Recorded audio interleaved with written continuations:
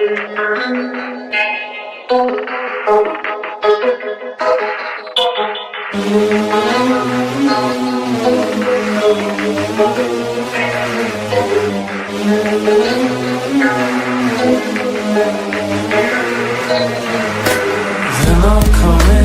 broken down and defeated, deterred and chained, busy and confused, sleeping.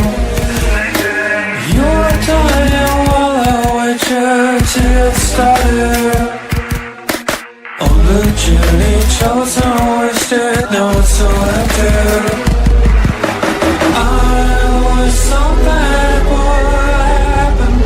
Fall out of the sky and crush me in my smile.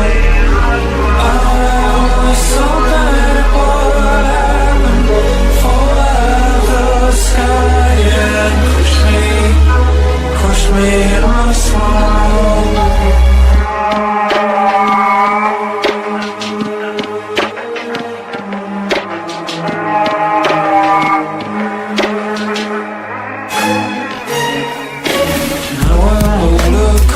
Sober, sad and jaded. They're not coming, they're broken down and defeated. You are dying while I wait you to get started. You are dying while I wait you to get started. I was so bad, what happened? Fall out of the sky, yeah. Push me in my smile.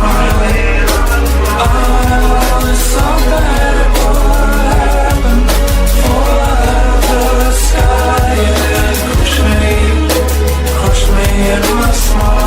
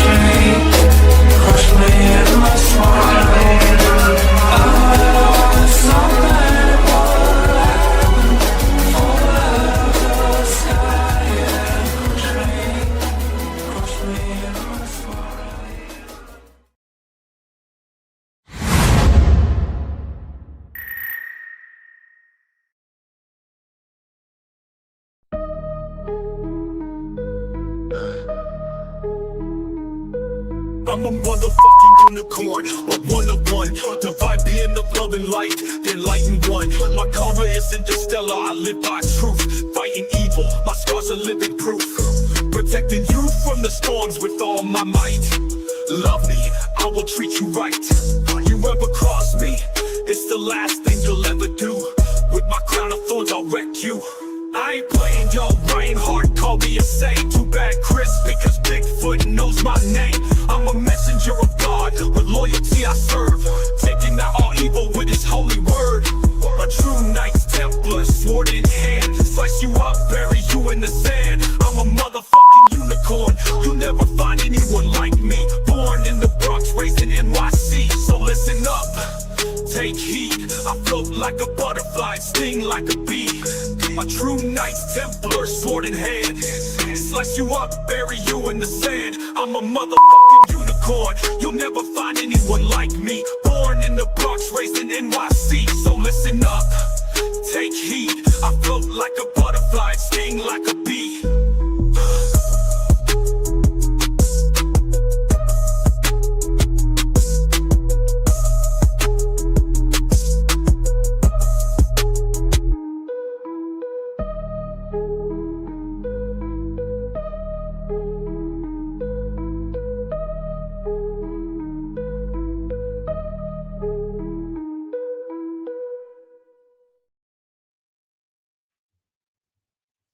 Oh, I'm sorry, Mark. Just reading my new book. Just came out. See, And congratulations. here's your book. You know, Mark is working on book 2 and book 3, and he's working on a whole romantic paranormal series right now. He plays the lead. yeah, it covers paranormal gynecology. Paranormal gynecology. That's interesting. Yeah, I dive deep into the topic. Mrs. Squatch will. The doctor will see you now.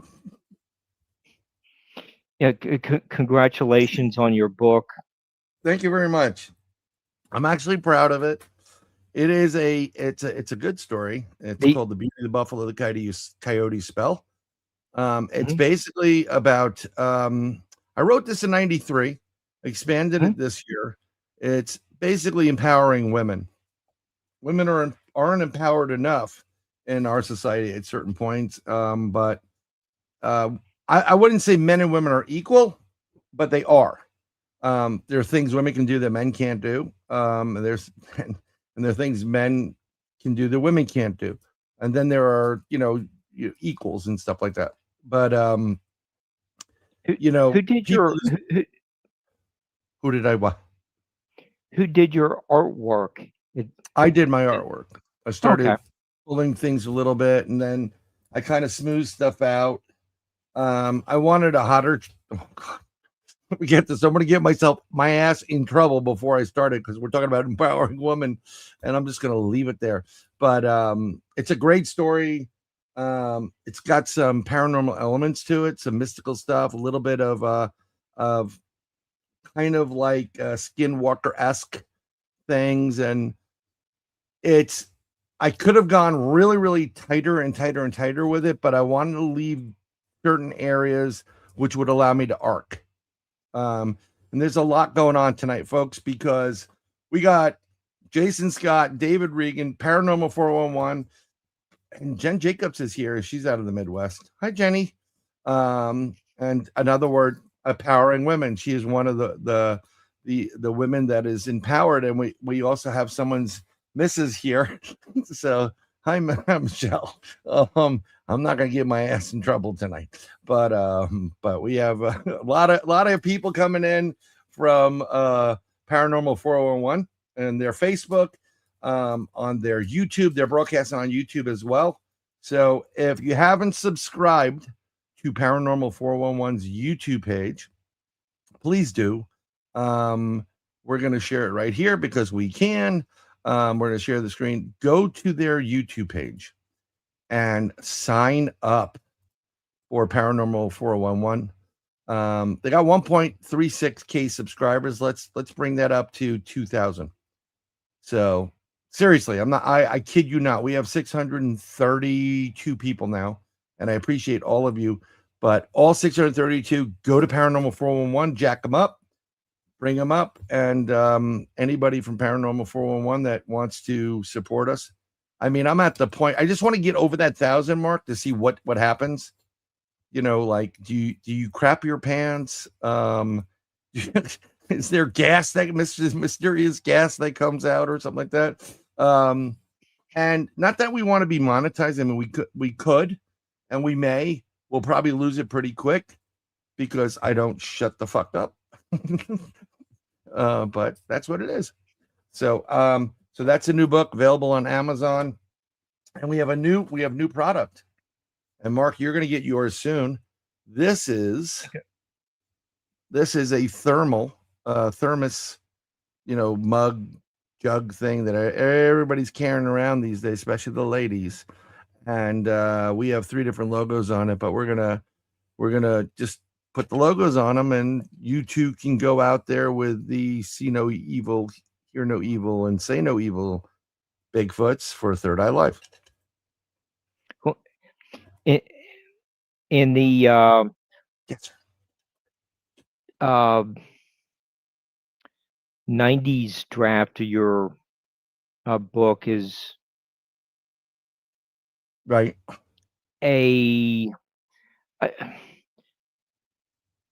really nice tweens kind of. Tweens? No, it's this. I studied North American indigenous people Mhm. for years, and we're going to talk a little bit about that because there's a Native American vibe coming in with some of our guests. Yeah. But I've always had an appreciation of them. Actually, what's really funny is I did a sweat lodge, and I forgot his name, but he was the great, maybe one more great grandson of Andrew Jackson. And we were doing a sweat lodge, and he was like, if my great could be here, they'd scalp his ass and mine. Because Andrew Jackson was not nice to Native Americans. But we're here for Paranormal 411. And we're going to get him on. So we're going to bring in the gentleman here, David Reagan, Jason Scott. Welcome, guys, to Third Eye Live, where Hi. we don't interview you. Oh, that was Hey awesome. guys, yeah, Yeah. man, I love the intro. I just love it. I'm from Tennessee here in the backwoods, sort of, and I was Yep. bobbing my head. That's pretty cool. So a while ago, everybody has that entrance music when they're coming into the ring, whatever it is. Yeah, Yes. And then some of these guys in the rap game did a little bit of a diss track to people. So, they always throw it in there. So I've always heard, I've never met anybody like you, Brian. You're totally you're like one of a kind. And, seriously, I mean, I'm not doing this to promote myself. Everybody goes like, I've never met anybody like you. You're amazing. You do whatever. And I'm like, yeah, I'm a motherfucking unicorn. And it's the truth. I am. You're not going to meet someone like me. I had a couple people go, they were having a conversation that I'm like, what's wrong? Like, you guys seem to be a little bit unnerved by me or whatever. And they're like, well, no, we're just trying to figure out. We think you're an earth angel. I'm like, well, you didn't know me in my teens. I was blowing shit up. I wasn't an earth angel. we were down at the Vantage premiere when you come in. You were there with us, and Yeah. it's like, man, we need to get him over here, and you never did come over, did it? What happened? Are you I was coming off, and then I got sidetracked. Someone asked me something, and I went the wrong way. I was trying to go over to you guys because that was the plan. I was going to go over there, sit there, have you, whatever. And I felt like shit. And I'm like, I felt sorry. And I'm like, do I go over and say, I apologize? And I didn't mean to disrespect you guys at all. It was just, No, not at all. and I got to be honest, it was so fucking cold in Alabama. I don't think I could feel my nuts. I mean, so I was like, yeah. It snowed on us. It was crazy. So, Yeah. It was so cold. And I felt bad for Greg because with cold like that, people are like, I'm not leaving the house, So it's just, it was, and I felt crappy, and I'm like, oh, I didn't do the interview. And so I'm like, these guys are going to hate me. I'm like, I only have love for people until you mess around and do something stupid, like We knew you were kind of busy because, I mean, it was a good premiere. A lot of people, I mean, a lot of good people were there. I agree 100%. We were all at the Vanished premiere in Paracon, and Greg said, he said, I want you to do about extra aliens. And I said, okay. He goes, but don't bring any, meaning don't call them in, because I've done plenty of CE5s where everyone I've done, I've called them in. Even my daughter was at one, and she was like, Mom, she didn't say it to me, but she's like, Mom, these things came in, and they were like, so it was a little bit of cred for Dad. So I said, okay, I won't call in extraterrestrials, but I may have a couple of illegals in there and whatever. But my subject was human mutilations, which is, totally a heavy duty subject. And I was like, I don't know. Am I gonna really upset people or whatever. And there was one child there, and mom was like, "Let's go," you know, because you know, if you have kids, my youngest, she swears like a truck driver. No offense, Dave, or a sailor. I mean, she's just dropping boom, boom all over the place. So yeah, but I didn't use that. I have people in chat go unicorn song, unicorn. I'm like, here you go, here you go. It's on my SoundCloud. Download it. But in there, I had one guy. I was talking about paranormal stuff between dreams. There, you have dreams in life, and you have experiences. Mm-hmm. And a dream's very vague. An experience is you experience it. And we're going to get into Dave's experiences and Jason's experiences in 1 second. You know all the details. Like, no, it's just like in these gentlemen's newest film and documentary, The Legend of the Coochie Booger, which is now on Amazon. I mean, no, it's on YouTube. Go to Paranormal 411. We're going to get a little taste of it. I promise you, it is an amazing piece of work. And you're going to be sitting there pissed off, not because of it, because of, I want more. So we'll get into that. But so I had an experience with Yeshua, Jesus, whatever you want to call him.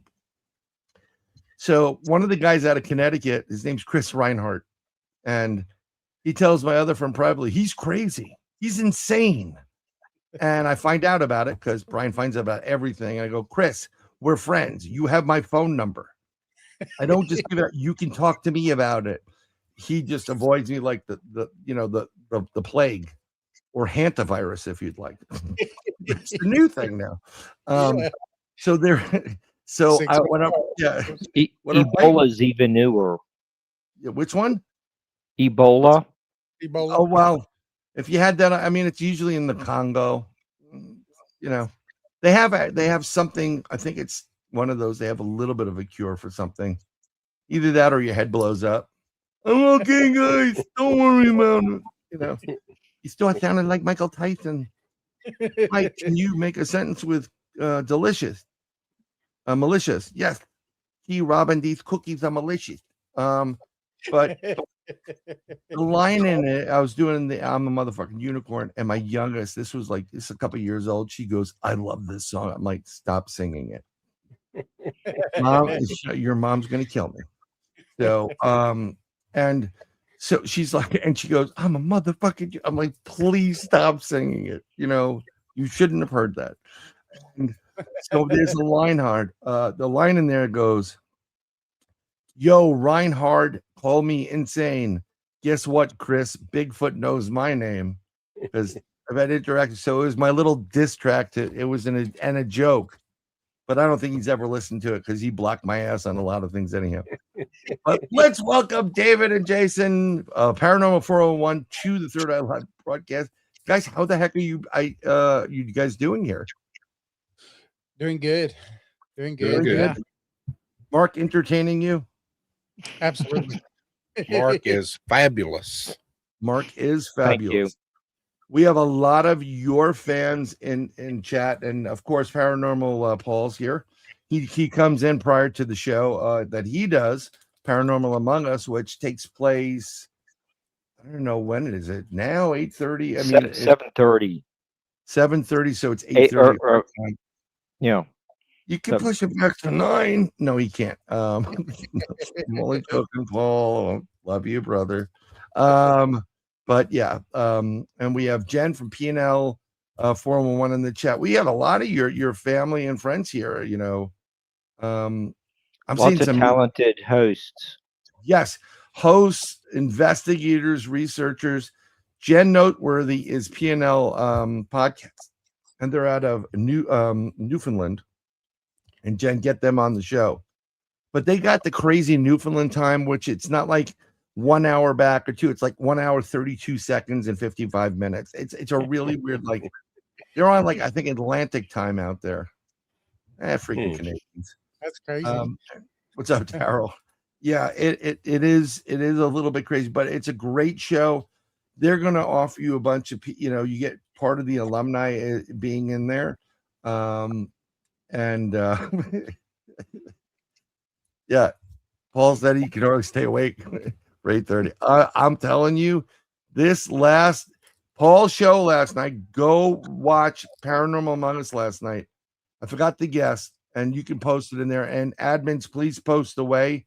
You're allowed to post in my chat, your shows, your links, your Pornhub, whatever it is that you guys have. Including now Paranormal 411. You guys are now admins.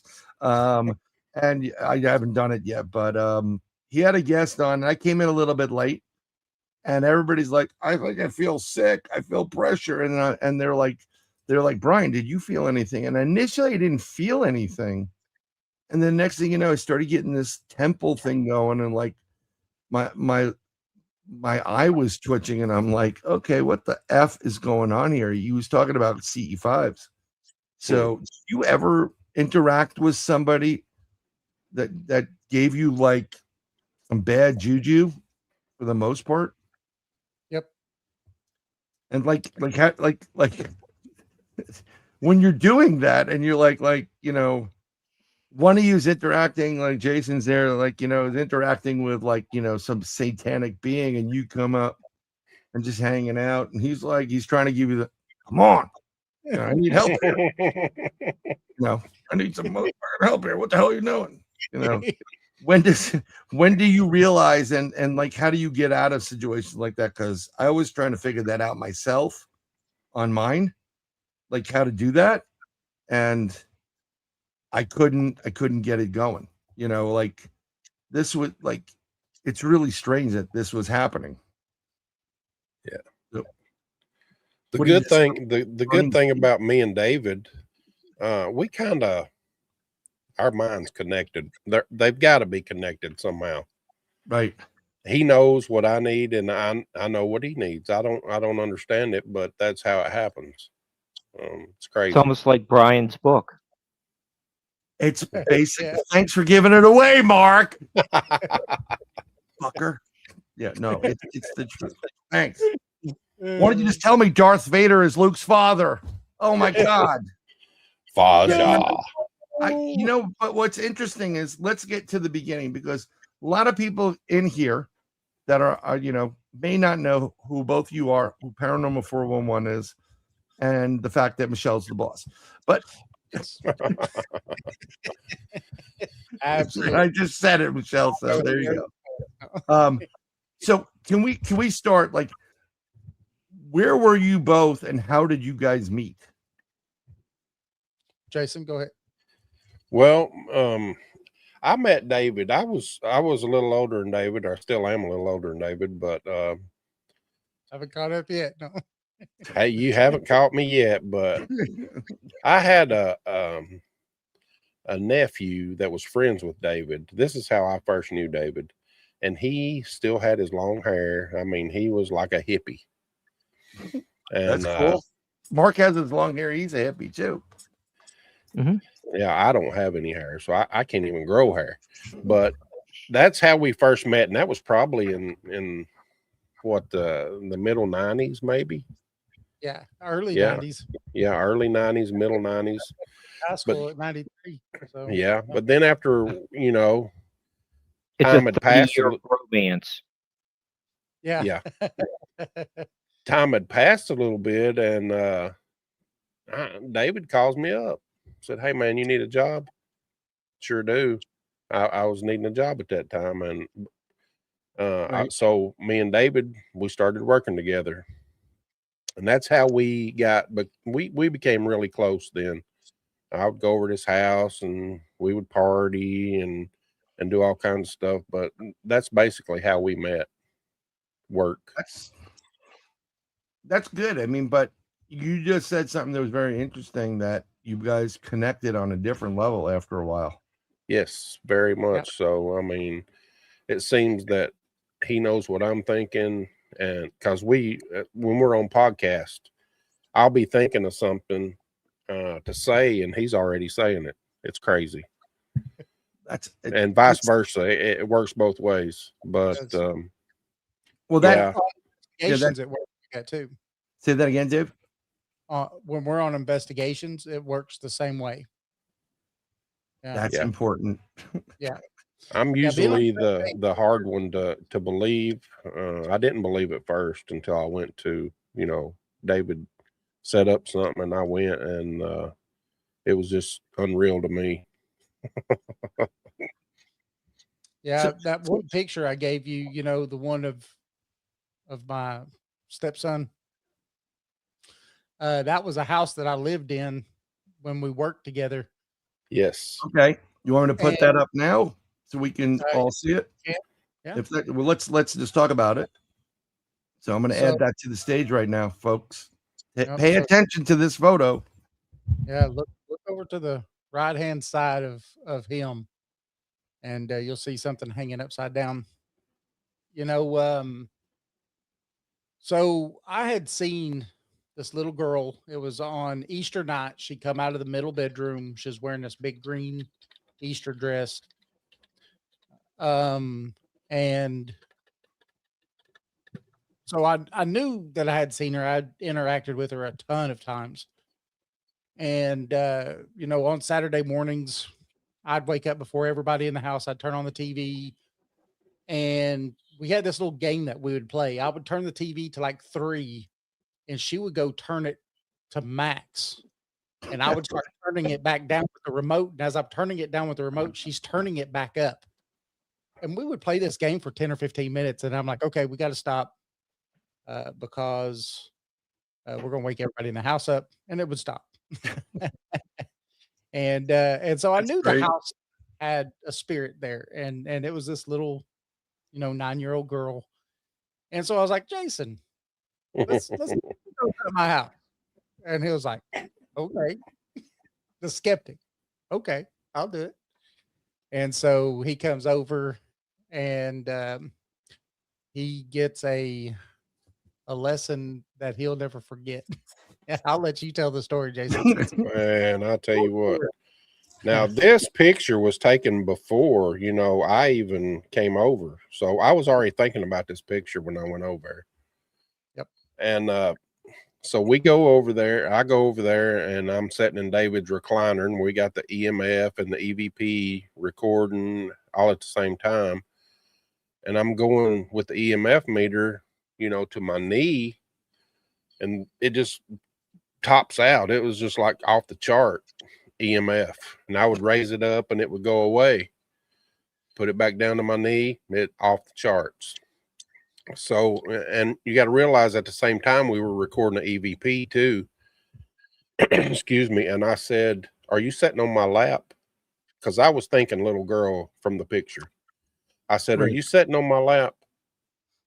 And we went on for a little while. We didn't listen to the EVPs until we got done. But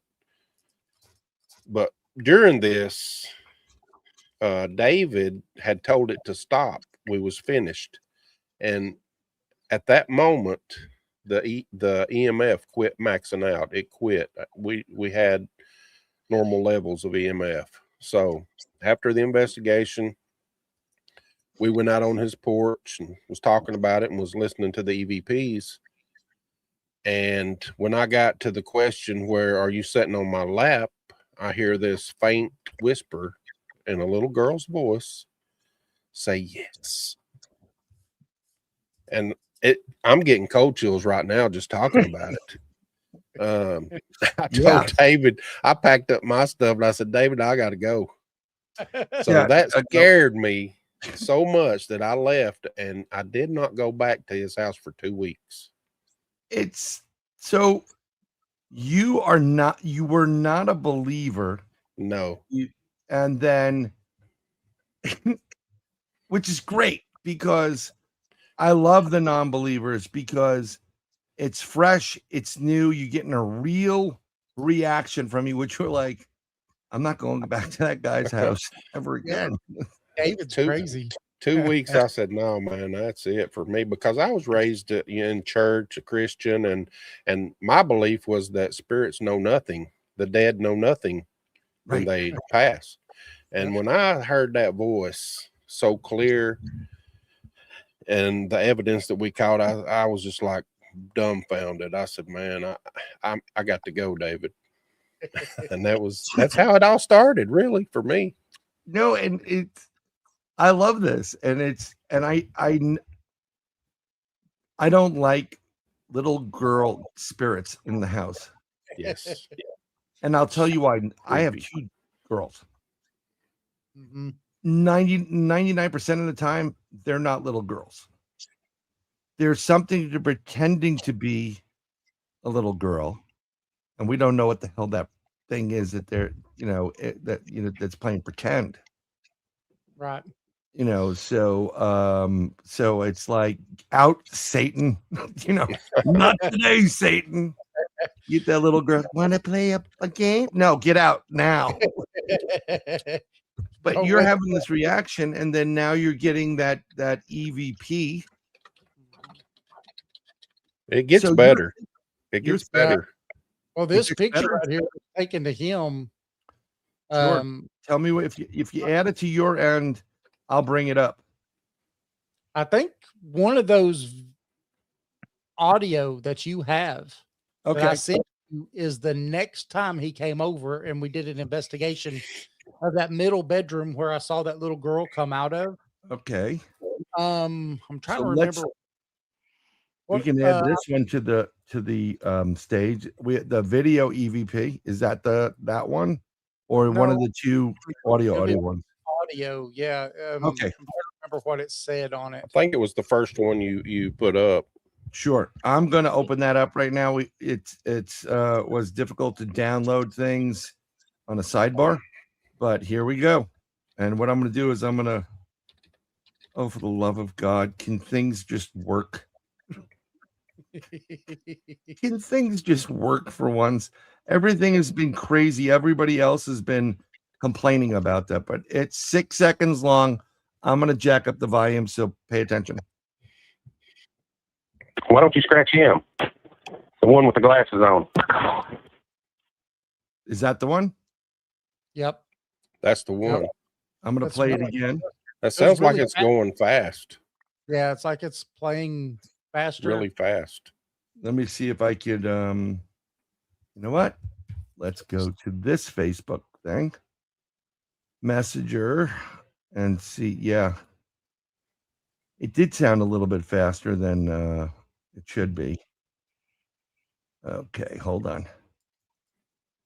I'm going to open that up and see if it'll play. Let me rewind it. Let me do it again. Does everybody hear that or no? Mm-hmm. Okay. No, I don't hear. If it's played right now, I don't hear it. Okay, so then give me 1 second. Let me go save as, and I'll bring you in as. Why do they make things so difficult? Why is Facebook being that way? Let me see why it's playing so fast. Hold on.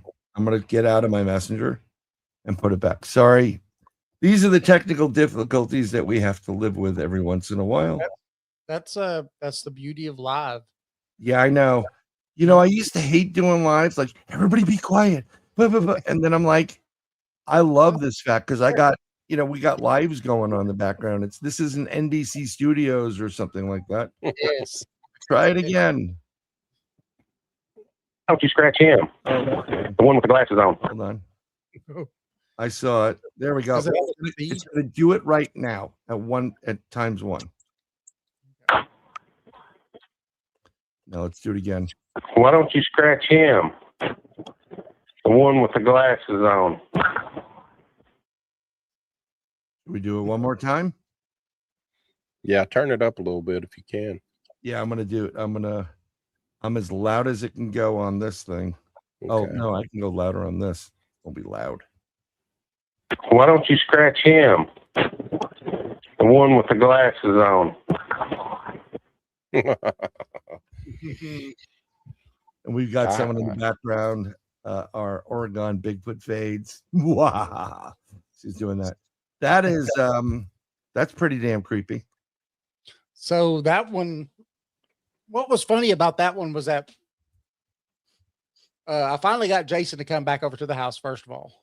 And so my son and everybody was in school. Well, we start to, get a baseline reading of the house and everything. And then we started to do EVPs. Well, then I get a call from the school. My son's sick. And so I go to school, I pick him up and bring him back. And I'm like, look, we're doing something. So just be a little quiet, right? He's in high school. Right. And so he wants to be part of it. Well, about a week or 2 weeks prior to this, a few weeks prior to this, I got scratched. I was sitting in the living room and had 3 scratches come from my ear all the way down to my shoulder. Right. And I probably just wasn't paying attention when something was talking to me is what it was. But,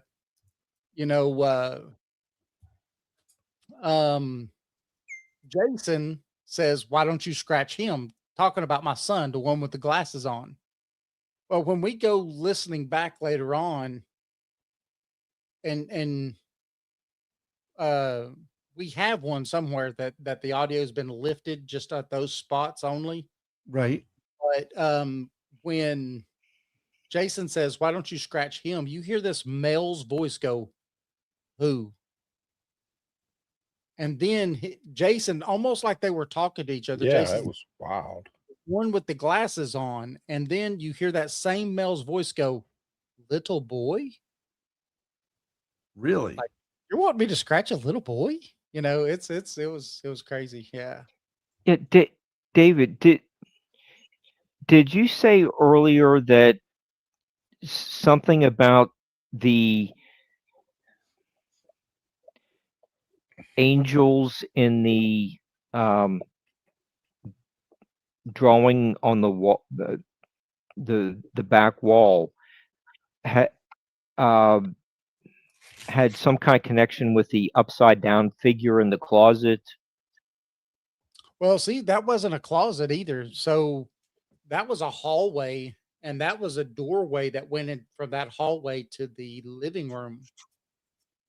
So that Okay. thing was hanging down right where it was hanging down on that other side where that kind of doorway is. On that other side is where my chair sat.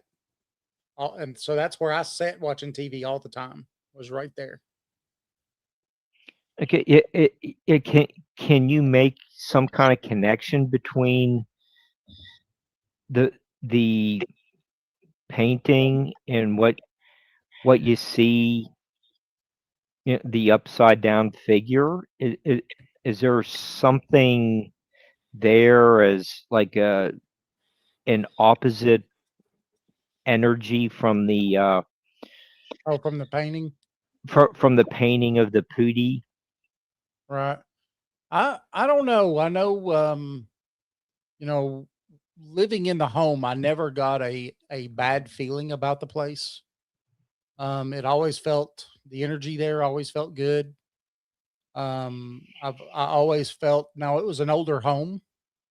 Mhm. So, it was built in 1920. So at the time we all recorded this, it was almost, at the 100-year mark.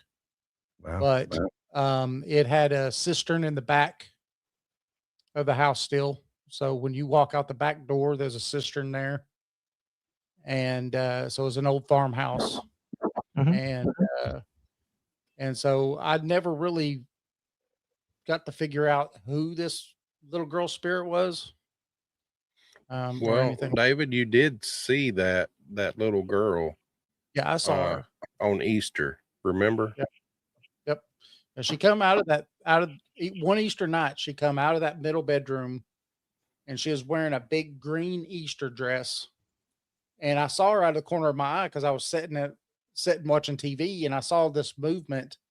And so I turned and I looked down the hallway and she just turns and looks at me. And like I said, she's about 9-year-old little girl in this big, pretty green Easter dress. And I'm like, huh. And I turn around and start watching TV again. And then I'm like, wait a second. Because my wife at the time had a daughter, but she was nowhere near 9 years old. So I go running in there like, what's going on? But of course everybody else is asleep. So it was pretty good. That's crazy. That is Definitely a spirit of maybe a young girl, if it's not something evil, Right. which we don't think it was, but I never it's felt anything. definitely a little girl. See, I've It's- seen spirits my whole life.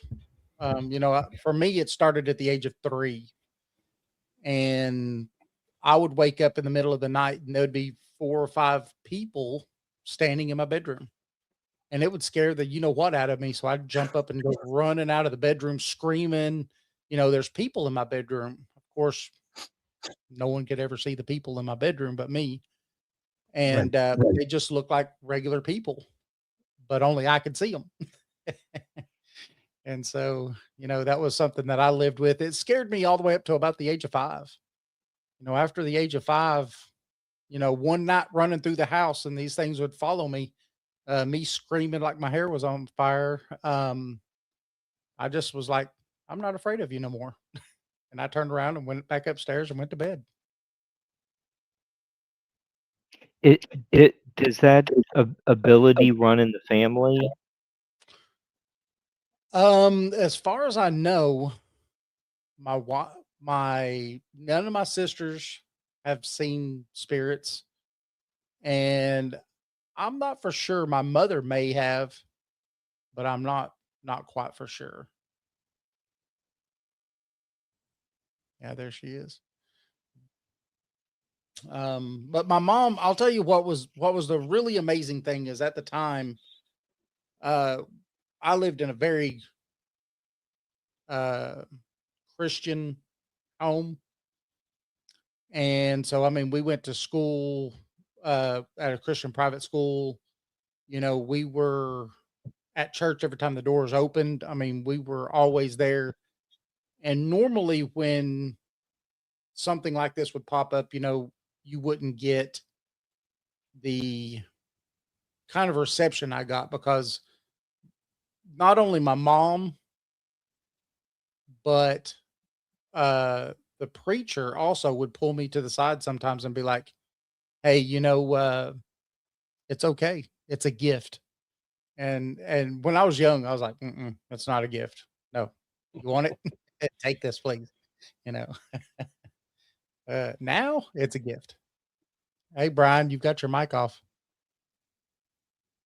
I was sneezing, so Sean said, God bless him, his height. And I said, it's not a gift. And I thank him very much.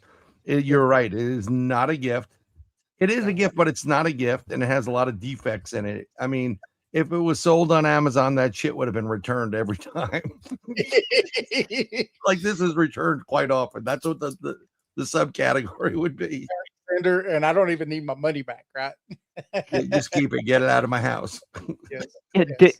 David, do you find that the minister's acknowledgments helped you to process what you were witnessing as you've gotten older? Do you think that he was kind of like being blasphemous? How do you? For me, I think, being a young kid and having my mom and, this person that I looked up to, right? He's the head of the church. And, Right. we went to listen to him preach. I think that did help with me finally overcoming it. It took years still, but I think it did help. But I think it also did something else too. And I've talked about this more than one time. I think that most everybody has had their imaginary friends and stuff like that.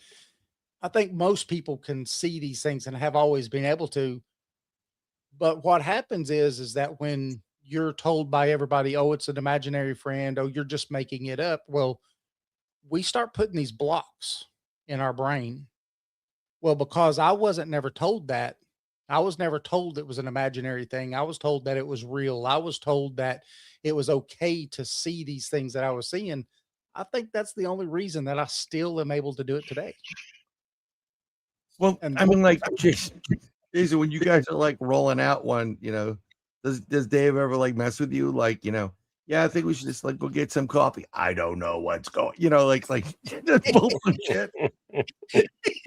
Does he ever, or does he, on your perspective, do you have anything like this happen to you, or no? You still like you? I have had that happen one time when we were at Chickamauga, that I actually heard something. I've really never experienced anything like David, except for with the equipment that we use. But Right. at Chickamauga Battleground, which is the second bloodiest battle in the Civil War here in Tennessee, or it's in Georgia. My friend was just asking me for fields the other day, like what is that battlefield? And I was like, I was trying to think of, because there a lot of us know our battlefields, and I'm like, it's slipping my mind for the most part, but it was Chickamauga. Chickamauga, yeah. so So we went of Tennessee and Georgia. Yeah. So we had went down there. We had a psychic with us too. Her name's Lori Hines. She's a good friend. But we had went down there, and David had got sick as soon as we stepped out of the car, or actually when we drove up to one of the places. He had got sick at his stomach and was, I don't know, how sensitive people get around spirits or things. So I had my daughter with me too, and me and her got out. David and Lori went on through the field, but me and my daughter was following them, and we got down to the memorial sign that said so many soldiers had passed or died here, and so many horses had died here. And as I was reading that sign, I heard a horse neigh, like how they do. Oh yeah. And my daughter heard it too, and it was kind of weird. I'm getting cold chills again. I don't know why, but I actually heard a horse at that spot where some horses had been killed. And as far as David and me, the difference between me and David is his childhood was acceptive of things. Mine wasn't. I was told, hey, you are crazy. You need to go to the altar and repent, blah, blah, blah, blah, blah. I mean, I know I had the same things David had when I was young, but they was telling me it wasn't real. Yeah. And that's how I became a skeptic. Yeah. I know people in the South growing up, like, I'm a Northerner, not by choice. I was born into it. I feel better in the South. And it's not on the racial end of anything. It's when I'm traveling south, and at the end, as soon as you get into North Carolina or on 95, and I see the huge Confederate flag, I'm like, okay, I'm home. That's literally what. Yeah. Oh, here we go. Sean's starting already. Damn Yankees, Sean says. That's pretty cool. Damn Yankee. Well, honk if you like dueling, Sean. No. That's what we should do. Paranormal dueling. There you go. We do have a problem here. Not with real guns. Please, not with real guns. We'll use Nerf guns. It's not a bad idea. We'll raise charity money. We do have a problem here. It's called squatted trucks. Have you? That's crazy. That's the craziest thing I've ever seen. In Tennessee. Really? Yeah, they'll squat the back end of it like it's got a load on it and drive. These are big 4-wheel drives. I've seen that before. We have them in Florida, and then we have the guys that jack it up and put the big, the wheels on, and then they throw. I mean, I'm all about lighting shit up, but It's the brightest, whitest LEDs. I'm like, bro, just Yeah. bring that down a level, would you? They're rock crawling lights, is what they call Yeah, them. yeah, they're rock crawling my ass. They're just Yeah. and one of the guys is I know him. He's best buddies with Vanilla Ice because I live around near him, and he drives around in those trucks because they all have the trucks and stuff like that. And I'm like, I just wanted to go in there and go, dude, you got to bring it down, Wes. Bring the shit down. It was so bright. But then again, like when I was growing, this is what you do. When I was when we didn't have LEDs, I would put 75-watt bulbs in my Lowe's, right? I would put another 75 and I had these fog lights. I had a 92 Integra. And if you I just put yellow tape over and like, where'd you get those fog lights? And I'm like, it's yellow tape, brother. Go. It's like $1 in the store. Right? I put it in there. And then if you really piss me the F off, my high beams were 150 watts. Oh, wow. And I just go, and you just light up. You know, it was just light up the world for you. And they're like, damn, it was so hot. And you can see, you know, like you can start seeing smoke coming off the plastic.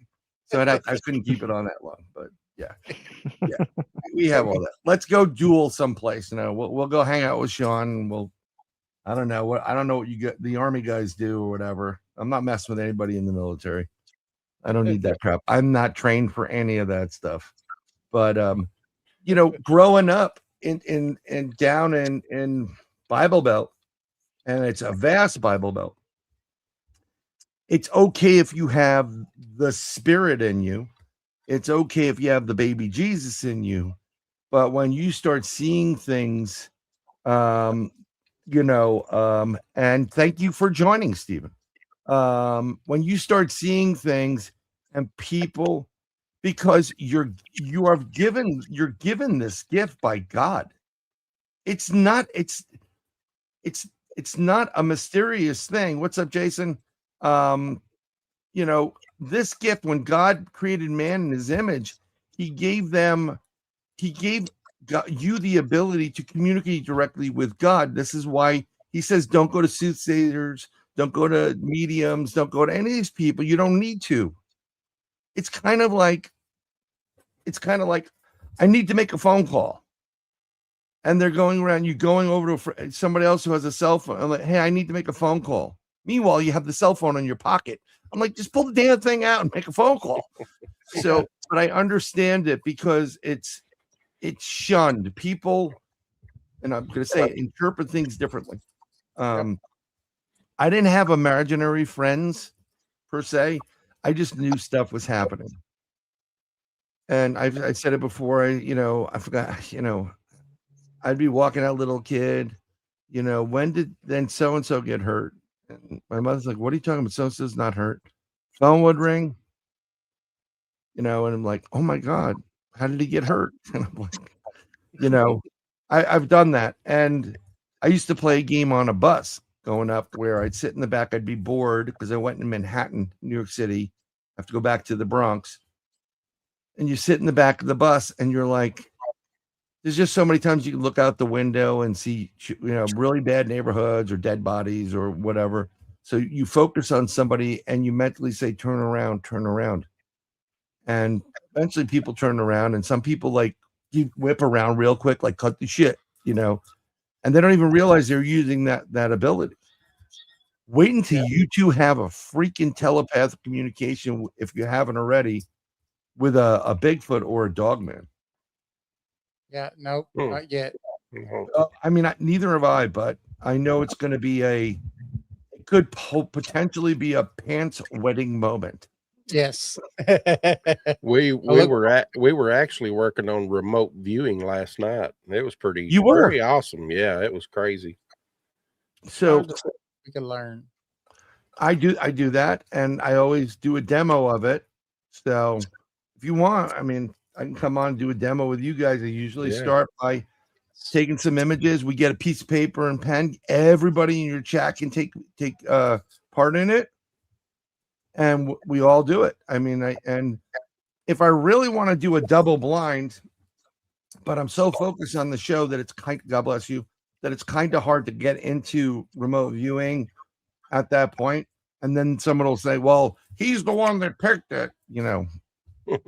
I can go back a magazine or two and then tell someone like my youngest, and they take out the picture, cut it out, put it in an envelope. Don't tell me what it is. Write the number on it. Number 1, 2, 3, 4. This way, I don't know, and I'm not impeding in on that investigation. It's a double-blind study.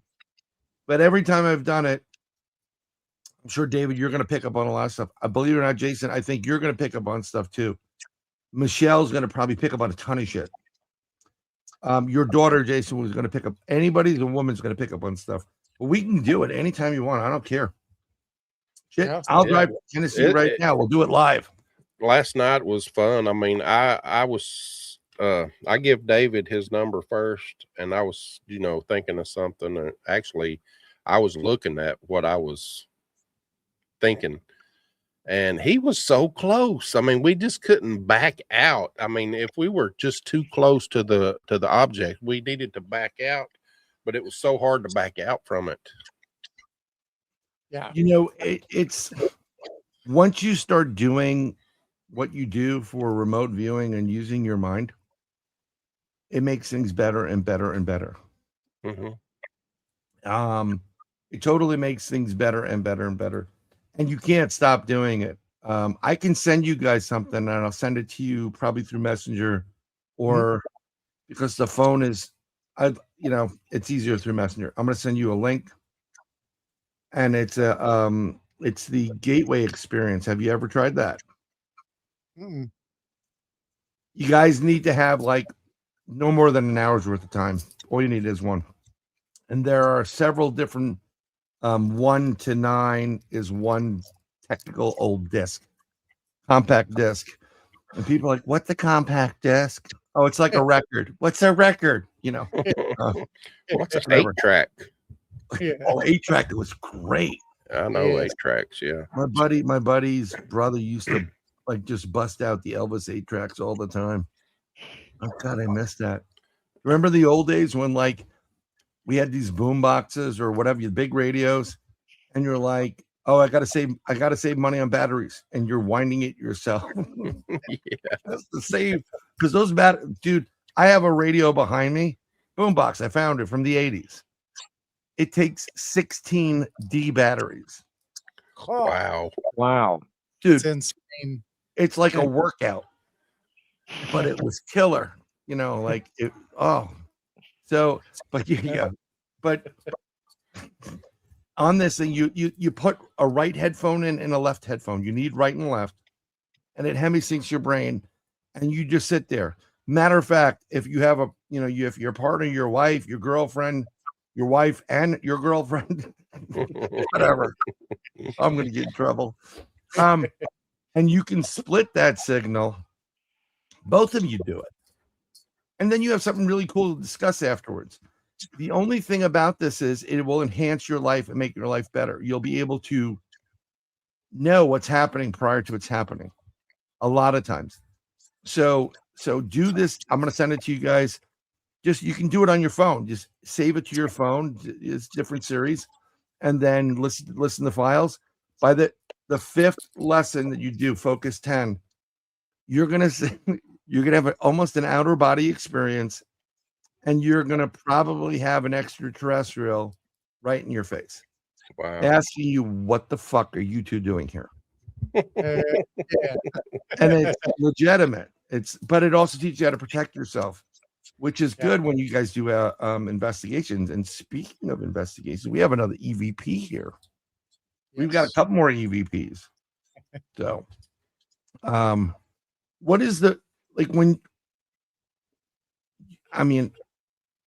the fact that Tennessee has a lot of history to it in the surrounding area, and then you got those feral people in the mountains, which it's like the whipped cream and cherry on top.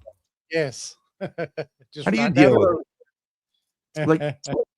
Have you ever had encounters with these individuals, the feral people? And no, but That's you good. know, I had a or I have a brother-in-law that worked for the Forest Service out there, and he's given me maps, and his bosses literally said, "Don't go in these areas because there's feral people there."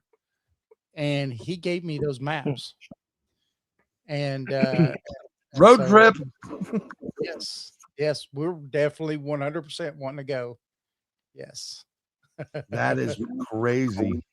Yeah. That is so crazy. Yeah. Yo, you better.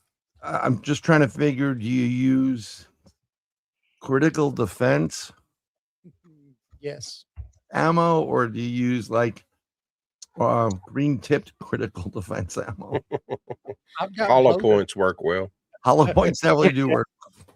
Well, you have your daughter, Jason. So when I go to the range, I have two daughters, so I'm my younger brother had two boys. My older brother had two girls before we had two girls. And he explained it to my older brother. He goes, no, you don't get it. I got to worry about two penises. You got to worry about them all. Yep. I actually have 4 kids, but 2 of them are grown. Then I have a 11-year-old boy and a 12-year-old girl here at the house, and it's a mess.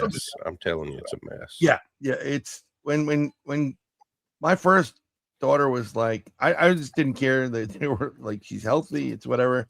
She slept through everything. She ate. She would take her bottle and go, "This for my homies." Like she'd suck it back, and they go like, "Oh my god." No problem, BJ. I wish you guys prayer, healing, recovery, blessings, whatever's going on with you, in chat and outside. But so they said, we'll have another one, and I know it's going to be a girl because I have girl bullets, whatever, and it's a girl.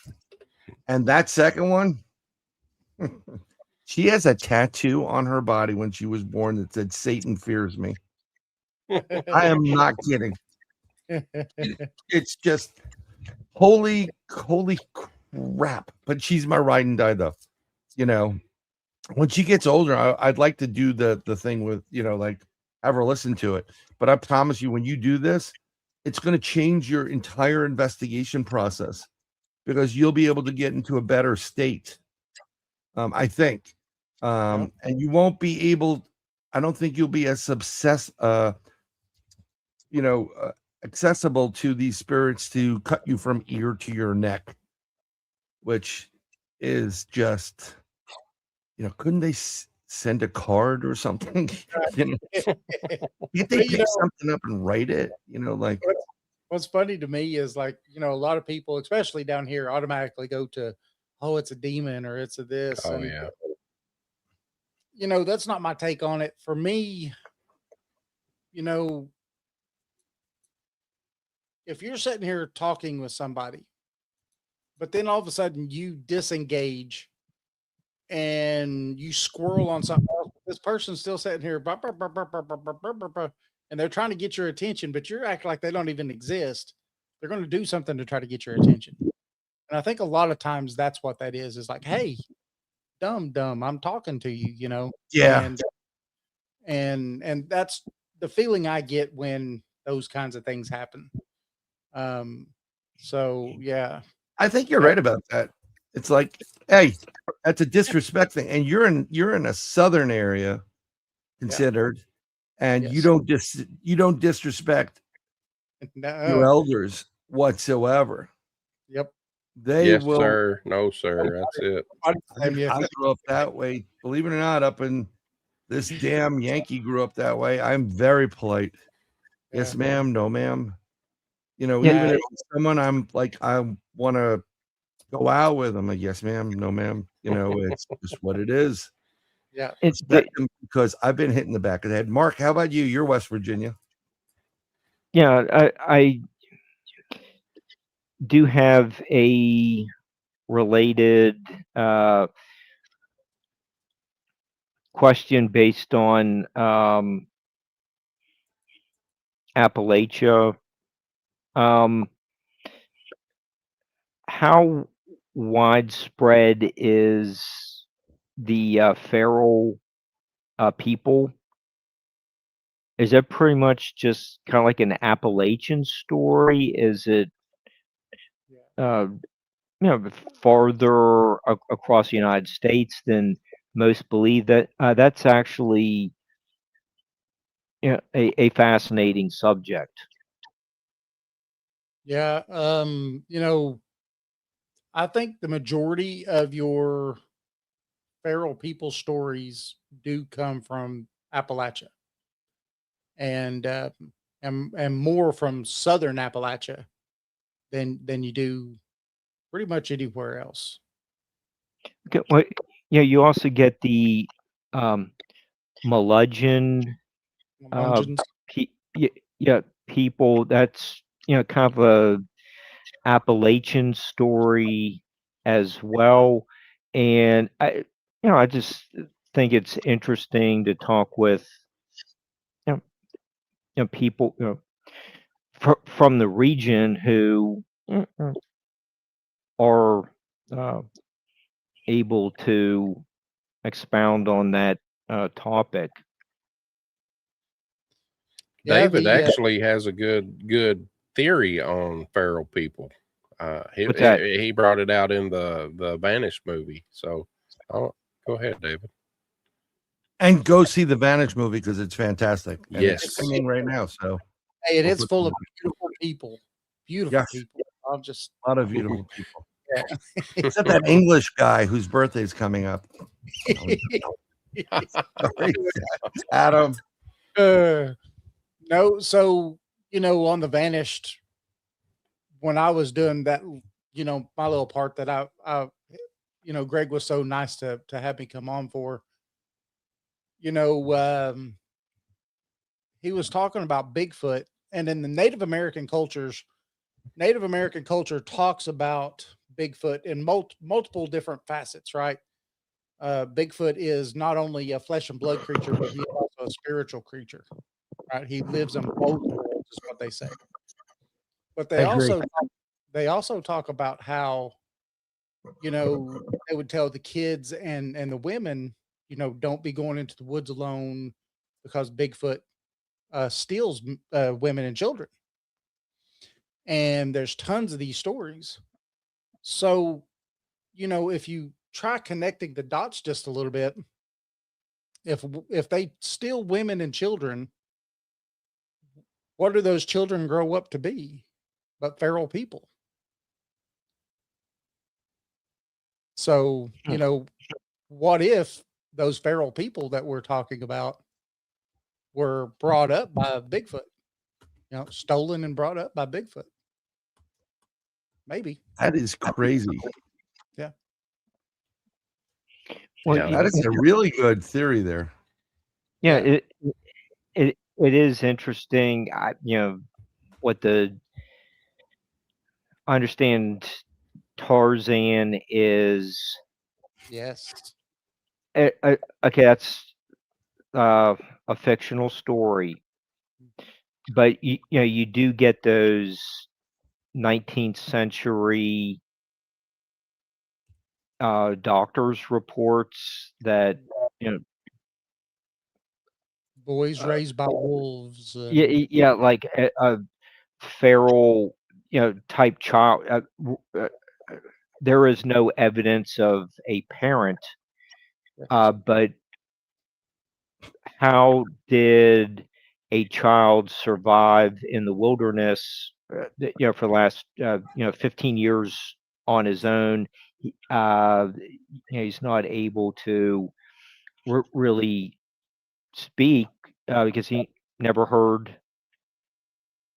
anyone talk, speak. I think one case was from France, but it's I believe what you're talking about. What I don't know if Bigfoot or some other animal, whatever acted as the surrogate parent, but there are a few documented cases. It's a really fascinating subject. Yeah. Yeah. can they even, learn? Sorry. Some of these comments are getting better and better. You're bad, Joe. I just see this image. I really think that they do, Mark, going on what you was just talking about, I think that like the Tarzan movies, the Jungle Book, all these things that are in, stories that are being told. Well, most stories come from something, right?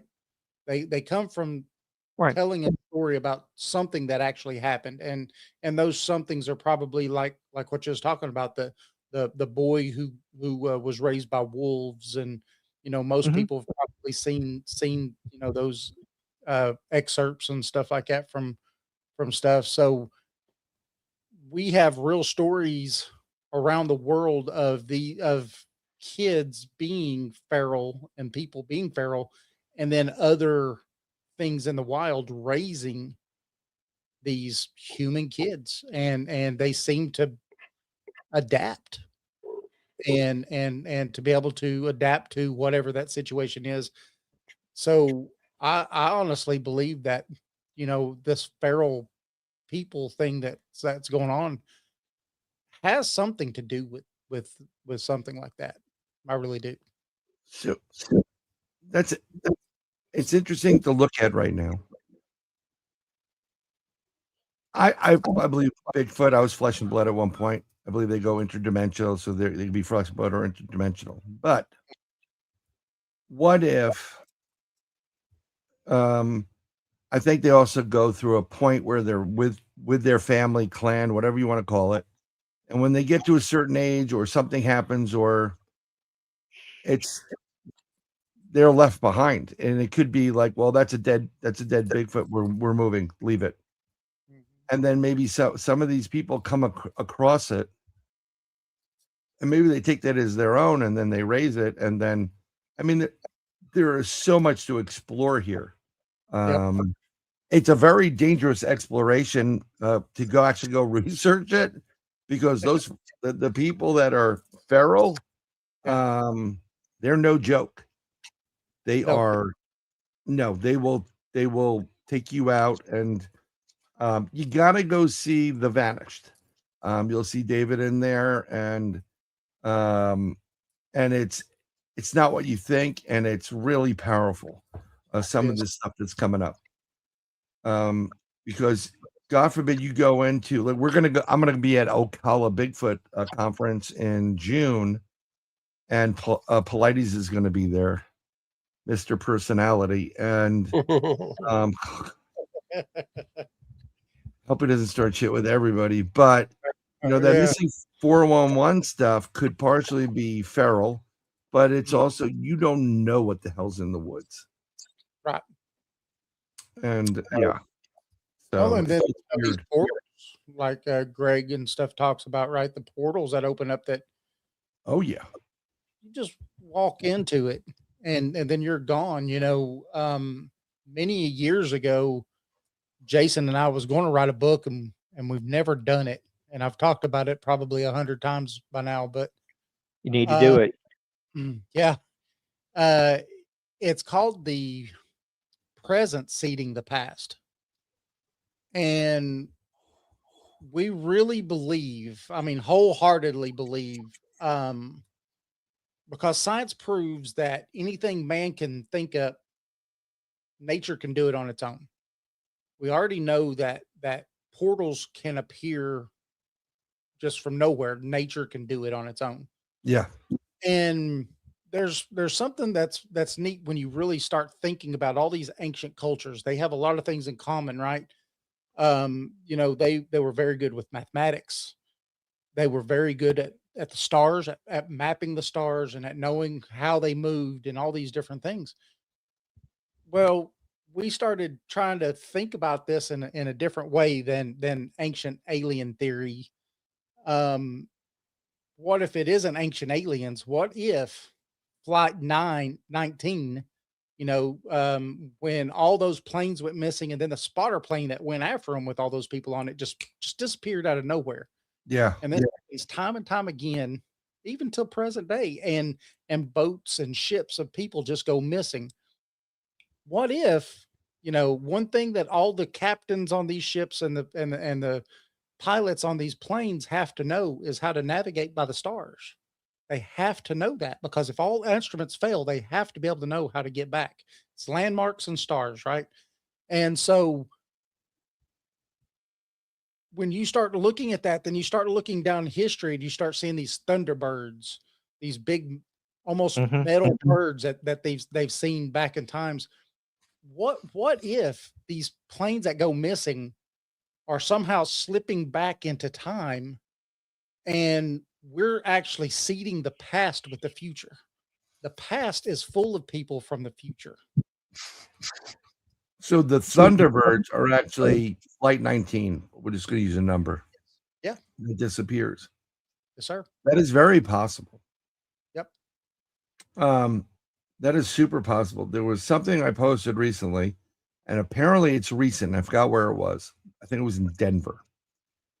People were someplace, and a pterodactyl flew over them. I seen that Now- video. Right. Now, when I was coming back from Crossing Realms conference, I didn't really want to go through what I call the Dirty South. I've got New York plates that go back to the Bronx.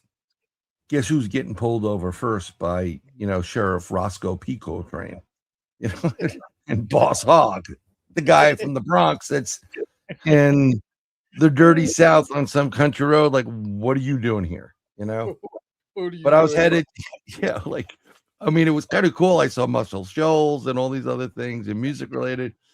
But I forgot the name of the road or the number when I was going from Alabama into Georgia, because I was staying in Atlanta or Marietta. I'm driving, and you know how the roads are. Well, your roads were better in Tennessee. Like that 411 I took was decent size. There was places you could pull off. On some of these country roads, it is such a steep drop for the culvert, so the water can run through. You pull off, you're flipping your car, or you're not going to be able to get out. You got to call the wrecker. And I couldn't pull off, and it's 2 lanes. And as I'm driving, I'm like, I just saw it right in front of me. And I'm like, that blew my mind. I was like, holy crap, that's a pterodactyl. And I was hoping my camera caught it, but it didn't. And I was like, okay, start thinking, right? But with you saying the past is seeding the future with that video, that moment. Mm-hmm. And now planes that go missing, the ship that goes missing, there's the ghost ship in the ocean, there's this. That's an interesting, you gotta write the book. You two just sit there. Yeah. Go over to that place where it's the summer. Go right over to wherever we were sitting for the Vanished, and there was drinks and beers, and just take an Uber or have someone drop you both off. Duck back some, get a recorder, put it down on whatever, and then just translate the recording. Yeah. Or get Mark to come down. I'm trying to get him for next year at Townsend. Because Come on, Mark. Mark Come on, will Mark. get him there. He'll wrestle some of the midgets. Oh yeah. Get him in there. That'd be awesome. It would be great. One thing David didn't mention, which I think is important, is even in today's time, or I think in today's time, that you still have these civilizations that don't know anything. They haven't seen airplanes. They haven't seen anything. Just like in, what was it, World War I, World War II? Go ahead, David. Tell them. The cargo cults. Yes. Yep. Yeah, cargo cults. Yep. They worship these people that were dropping them supplies. Well, the same thing, Crazy. right? So if there's ancient man, and all of a sudden they see guys, something fly in and lands, and then these people get out, right? They've got thunder sticks, they've got the gun with them or whatever, and they wield some kind of power, and they've got a spear, quote unquote, that doesn't miss its target. You could go on to different culture to different culture and start talking about Ready? these guys. But yeah, there you go. Fire. Yeah. God. The wielder of You- fire. You whip What was out a that Bic movie? lighter. What was that movie that came out when they first discovered fire? I can't even remember. 2001 Space Odyssey. Yeah. That was the opening. Ba, ba, ba.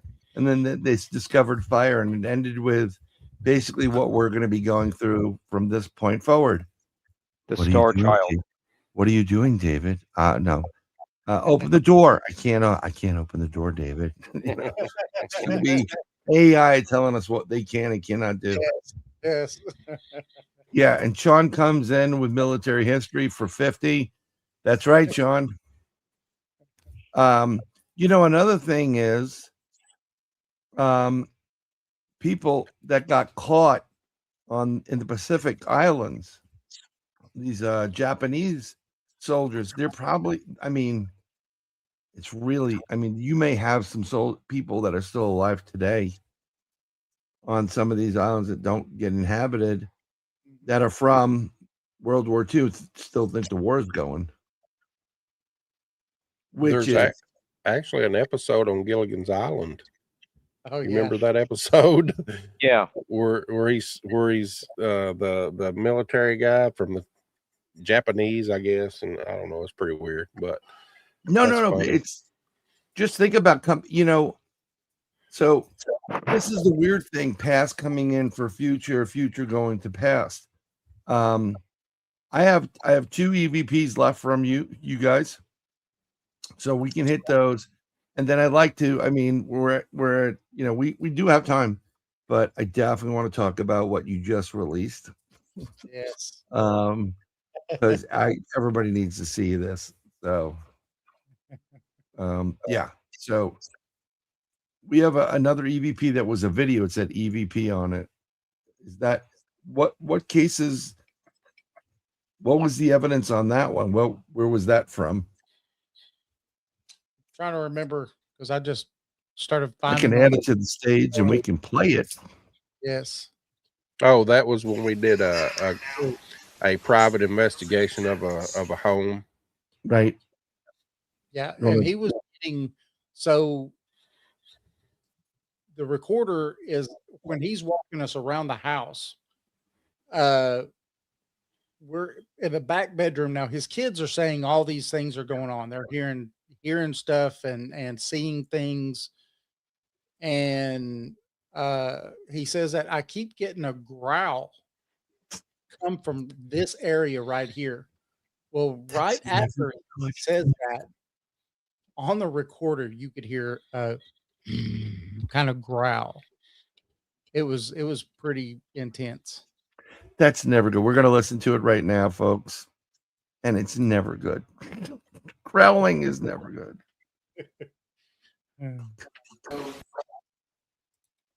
Come on. Let's go. Give it a second. In the living room now, those 3 windows are your cabinets. And the growl, it sounded, of course, I couldn't think of it's right there. It was in Did you hear it? this You area. hear that?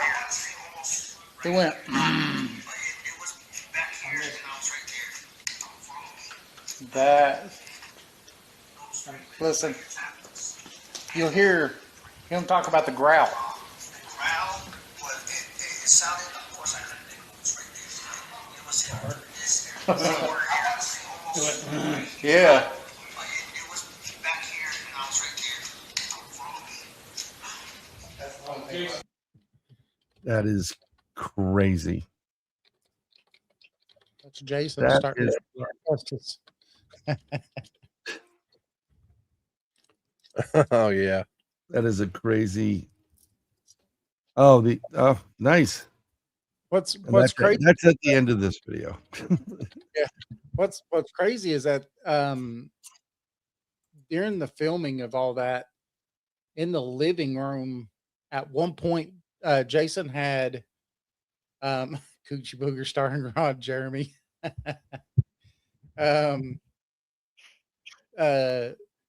the camera in the living room, and what was weird is that on the wall, at just for a few seconds, you literally see like this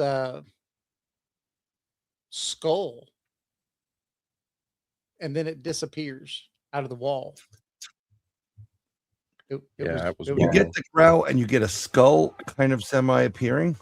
Yeah, so like Same where that spot. guy was, where that guy was sitting, right behind him on that wall was a skull.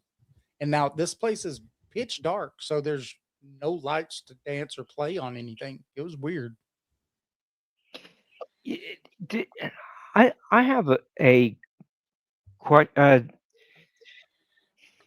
what you were just talking about with the skull and growl. Okay, it's like the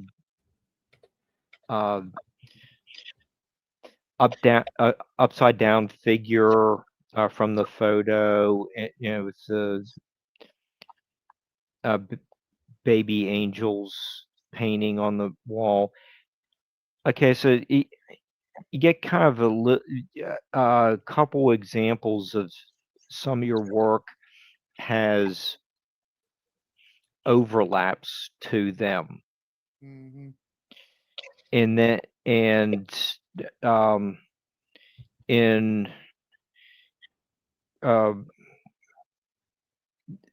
the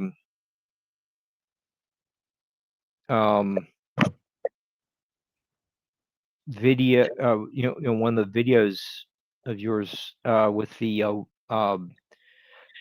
well, you also have it seems like the legend of the cryptid preceded the accidental drowning of the like 10-year-old girl. So are you seeing like some kind of conflation of stories? Is one trying to be yeah, the stronger of the two? You know, like is there's like a competition for, you know, within the paranormal realm to have that entity story explained first? How would you explain something like that? You know, I think it's really intriguing what you know, these overlaps that you have documented. Well, you know, Jason, you want to go ahead? Well, I was going to say, you know, the first story that was told was of the couple that couldn't have children. Right. Yep. So they made a deal with the devil. The guy made a deal with the devil where she would bear a child, and the child came out hairy. And he was stronger than any team of mules, and went on. And then you come into the story of the little girl that had drowned in the spring house.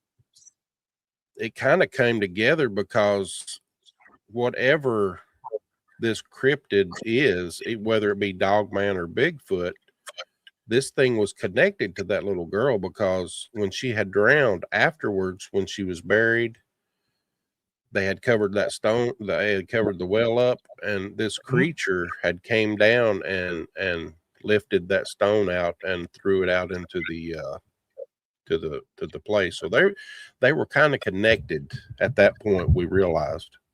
And you know, if you look at also the very first story that's told is the little girl story in the movie, right? Right. That's the very story. But then the very next story is Stephen, that's in the chat room right here. Stephen's son got the same thing happened to him that happened to that little girl. Now, Stephen didn't know the full story of the little girl. Heck, I didn't even know it.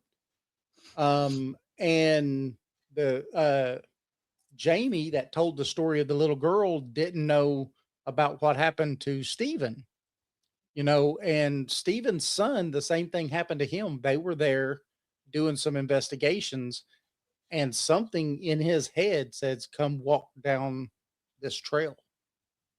And that's the same thing that started happening to this little girl before she was drowned, because she walked away and don't know quite what happened, but that's when she drowned. And what's great about that, Mark, is that the fact that people that, even if they don't know, even if they do know each other, this is something in the community. I talk about it. You guys would talk about it. We know who to talk to, but in general, this would not be common knowledge to anyone. Matter of fact, a husband and wife would not have a common. They would be like, no, don't. Like, if the man in this, and I give you, if you're in the chat for Paranormal 411, God bless you and the family, and I appreciate everybody that's come forward.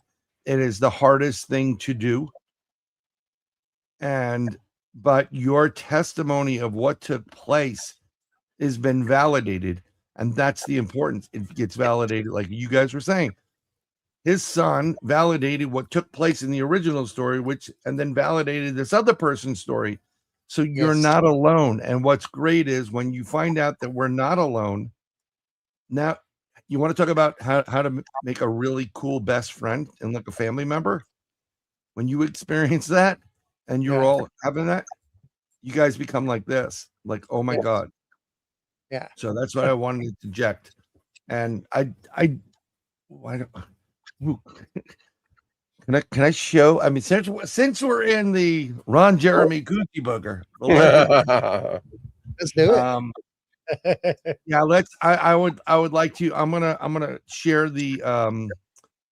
I am going to share the stage with the legend of the Coochie Booger, and this is their.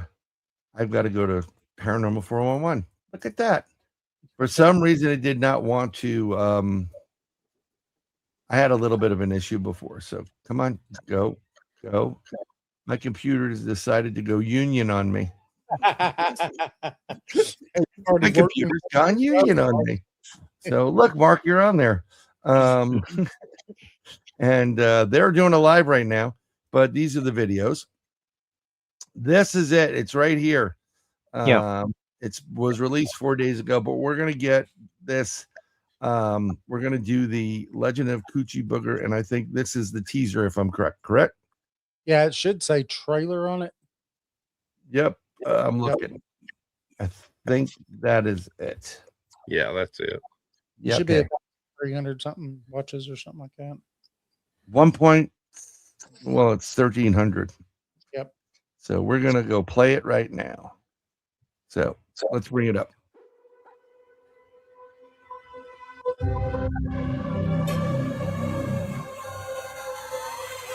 There's a place most people won't talk about after dark, known only by a name whispered for decades, the Coochie Booger. Stories begin to spread of heavy footsteps circling just beyond the trees, of figures too large to be human, of something watching from the shadows, while others believed it was something far stranger. And then there were the quieter stories, a child's voice echoing through the woods, unseen footsteps, and the chilling sensation that something was standing just behind you.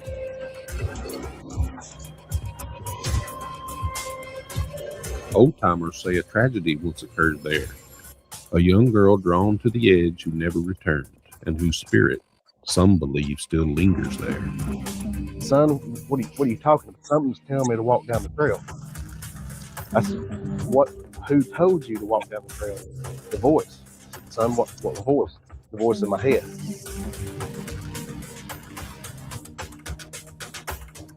Said that the old man had made a pact with the devil.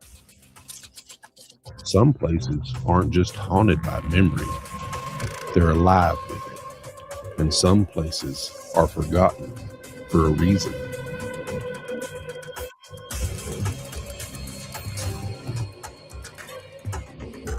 blood curdling scream coming from inside the house. I said, how's Doc doing? And he told me that Doc Davis had died a month before. And the next thing that come off that ridge, I would describe now as an ultrasound. And it was kind of like a noise. Did you hear that?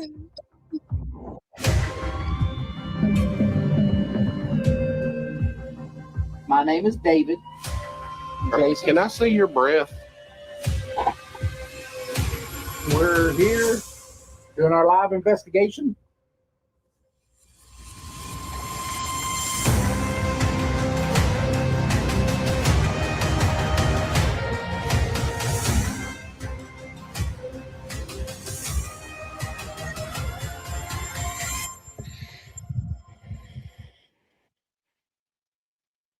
And you do not have to wait. Yes. You do not have to wait. We're gonna I don't even know how to get the hell out of this, the widescreen anymore. You can just go right back to Paranormal 411 on let me see this right now on their YouTube channel. It's in the chat. And there it is, Legend of Coochie Booger. And let me tell you something. I remember watching it, and I was talking to Dave a little bit early because we want to get the stuff there. And I said, you guys did beyond fantastic job with this. Real professional, real, everything was great. But it left me a little pissed off because 45 more minutes. I mean, like it's just, yeah, you guys have to do the Coochie Booger 2, 3, 4. It's gonna be like Sharknado at one point, but yeah. I mean, when you guys did the Coochie Booger, when I first heard it, because you guys were discussing it when we were up in Townsend, yeah, and I was like Coochie Booger, and that stuck with me on my ride back down to Florida from up there. Yeah.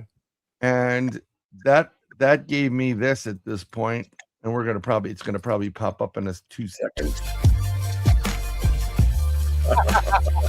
That's it. You got him, Third Eye Live. There's a Coochie Booger right there. That's what it looks like. We always do these stupid advertisements. We got to get people here somehow. Yes, I love it. Yeah. So, but it's like, it's the quality of the guests. It is the quality of the guests, but it's such a fascinating story, and it seems like you guys you left this, not hanging, but in a bad way. I'm like, yeah, Coochie Booger 2's got it. You want more, right? That's what we wanted. Yeah, I think everybody, even the ones that subscribe to you normally, and everybody that watches this, want a lot more. So yeah, and I'm not saying, you know what, it needed at least, you could have given them another hour and a half, and they'd want more. Yeah. And this is great for I can't be happier for you guys without this. And I'm definitely want to go on that road with you guys. Yeah. And yeah, you're in we'll actually take you. I mean, literally from my house, it's not even 10-minute drive. We'll get Paul up here too. We'll get Paranormal Paul. Yes. Paul, drive the 8 hours. We're going Coochie Boogering. Yes. And like from my house, it's like right over the hill.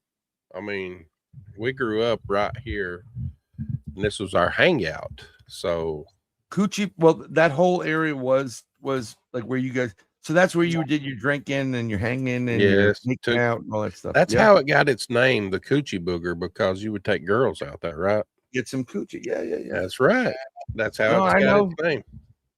A lot of, you know what? I mean, the same year I had my first ever Bigfoot sighting, which I only realized a long time after I got older. I was 10, and the same summer I had it in Northwestern Connecticut. That same summer, near the place that I had it, there were 2 sightings, and on the opposite side of the hill, or the little mini mountain that they had in the Berkshires, was a lover's lane, and there was a couple there, trying to get it on. And when that 8-9 foot wild man walked out, because they call him wild man up there, they hauled ass out of there. Still to this day, people go there. I mean, we've encountered quite a few people just on the side of the road, just sitting, probably doing things they shouldn't. Yeah. But I mean, it's just a legend around here since the 80s. But they're eyewitnesses too. Sorry, I didn't mean to interrupt you, Mark. I mean, it must be interesting what they've seen. Yeah, it is. Jamie Nix, the guy from Piney Life, he's got a hunting channel called Piney Life on YouTube, and he's had the most. That's what got me interested in it again. His story that he told, it's been a few years back, but he had a video telling his story on his channel, and man, it just brought back memories. And me and David, we talked about it, and we went from there. So. And we hooked up with Steven, and got a warning. Watch out for the Jeeps. Yes, Steven. Yeah. Well, Steven knows about the Jeeps. Yeah, we was out there one time. Me, Jason, my wife, Eddie and Susan that owns Legends and Lore Pizzeria, and Steven was all out there, and we was kind of looking. We actually, I think Steven has a picture, because we saw a canid print when we was there at that point, and it was really? Thing was big. And well, we was all up on the road again talking. Now this road is like a lane and a half. It's not 2 cars. You have to you got to pull over to let the other. Yeah, you have to pull up on the side of the hill to get let the other cars go by. So we're all parked, and we're kind of parked on a hill so that people kind of come by us. Well, I guess they were so interested in what we were doing that they kept looking back. But a little ways down, there was probably a good 6-foot drop off to the creek, at least 6 foot. Oh. He got that Jeep too close to the edge, the bank, and it wound up right on its top. I mean, bam, right on its top. Yeah, in the creek. I've been in. There's something about people that own Jeeps. My asshole younger brother, who's flying up Mount Washington. And folks, when I tell you that it is a drop, it's insane. And it was so unnerving that his Rottweiler was crying. He even knew. It was like, slow the fuck down, move over. But I've been on plenty of those roads. Not for a normal Prius. Don't take your Prius down there. Whoever has that. I mean, these fake SUVs, they aren't good. You really should get like something that you can actually get up on a bank and has some clearance. But wow, I feel bad. When we were making the film, I would go down that road probably every other day, taking pictures and doing this and that. And I met quite a few people, and I drive a full-size Hummer. So it was very difficult at some points. That is a wide vehicle. Yes. Yeah, when people come through, I have to practically go up on the bank. And I mean, yours is kind of built for it more so than some other people, but someone needs to get an excavator and just start widening the road a little bit. Go ahead. I'm sorry. Jason, I just want to. It seems like that spring house is the focal point of the hollow. Is there a? Okay, I understand the reason why the little girl would be confined to the location around the spring. what about this dog man or whatever cryptid that is? Is there something in the native legends or something in the water that would attract these types of cryptids? Do we have an explanation for why Well, things are going on at the spring house? years ago, I think it was in the 1800s, late 1890s, right, David? There was an archaeologist group that came in, and it's called Back Creek Knobs. That's the name of the area, and it's where Back Creek runs into the Little Tennessee River. And they excavated a site right at that area. As a burial mound. Yeah, it was a burial mound. Have you ever heard of the Back Creek Stone? Yeah. Yeah. That's where this came from. Back Creek area. That's right. Oh, okay. Yeah. It had writing on it? Yes. Like Hebrew, maybe. Some say it was Cherokee. Some say it was Hebrew. I think Scott Walters did a big show about it. There is, I'm trying to get, Scott's a brother of mine, so I'm trying to get him on because I want to talk about some of this stuff. And, but there is a lot of similar relationship between Hebrew and Cherokee, the language. Yeah. A lot of similarities to it. So that's very interesting. I definitely now I got to go look up this, stone again. Yeah, I think Scott come to the conclusion that maybe the lost tribe of Israel. You never know. We don't know. No, you never know. And actually, if you look at the Cherokee Nation and you look at their ceremonial chest plate and everything, and then you look at what and you can see what a ceremonial Hebrew would be wearing by watching Indiana Jones when they're trying to open the ark, the first one. He's wearing the same chest plate. Everything is similar. So there's a correlation there, which is bizarre, but good, interesting, Mark. Yeah, and you also get the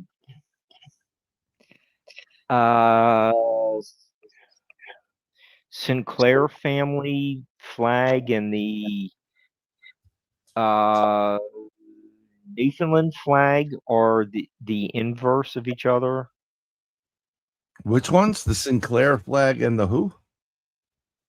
Newfoundland flag. There's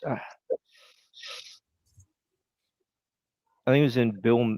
It was either in Scott or Bill Mann's books. There's it kind of suggests a connection between Scotland in the 1390s and an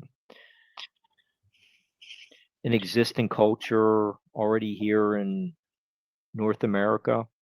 I'll have to if we get Scott on, he can explain it better, and I can't. I just screwed it up. I think off the coast of Eastern Canada. Yes, that rock they found that had I forget what it had on it, but it had like Norse writing on it, and it had a bunch of different writing from. It was almost like a Rosetta Stone type of thing. Right. It's translating certain things into others, and then you get the Kensington Ruin Stone. Then you get the tower in Rhode Island, all connected. And that goes back to the real Knights Templars, and it's not just chapeaus and bullshit. These are the people that actually were enlightened and came over and know a lot more about what's going on. I bet you in their documentation, they would already have known about what we call a Bigfoot or a dog man, and they'd be very much aware of, where it came from and what it does. That could be magic. It could just be a creature that has the ability. But Interesting, maybe when we get them back on, we'll just get Jason and David back on. We'll all talk because you live in that area. Some of the lore of that area, but what is the connection to those mounds to the fact that this little girl passed away? Because that's a nice angle right there. Yeah, Stephen from Arcane Discoveries, he was raised around here too, and he knows a lot about the history of the land and where it used to be Cherokee land, and TVA took it to build the lake here, and a lot of graves, were covered up with water, hadn't been moved. It was a big deal here. Yeah, it's a really big deal because the indigenous people like the Bigfoot. I don't know about the Dogman. Honor their ancestors and honor their dead in some fashion. And what would you do if someone, and trust me, folks, this has been done. The state of Connecticut has done it numerous times. What would you do if, you went back to go visit mom and dad or grandma and grandpa's grave, and there's a shopping center on top of it? And you're like, what the fuck? What is this? Or a lake and people are water skiing. The lake. Well, we were talking about Deliverance earlier. Yeah. Where it lives. Sorry. The lake that they made, Tellico Lake, it actually covered up the capital of the Cherokee Nation. It was a village here. What was the name of it, David? David knows more about the natives than me. Go ahead. Tahlequah. That's Tahlequah. Yeah, that's where they think that. Yeah, because Tennessee's up through here, and that's where they believe that the name Tennessee come from. Was that village Tennessee? Wow. Yeah, they actually covered it up with when they flooded the area for Tellico Lake. You go out to like you're going towards City Cove from here. You have Sequoia's birthplace museum where Sequoia was born and everything. And then just right down the road, you've got the rebuilt Fort Loudon. So it's a fort. And it's a French fort. Right. And so the French. Yeah, it's on a different side than it was. You could see where it originally was. It's kind of just on the other side of the water.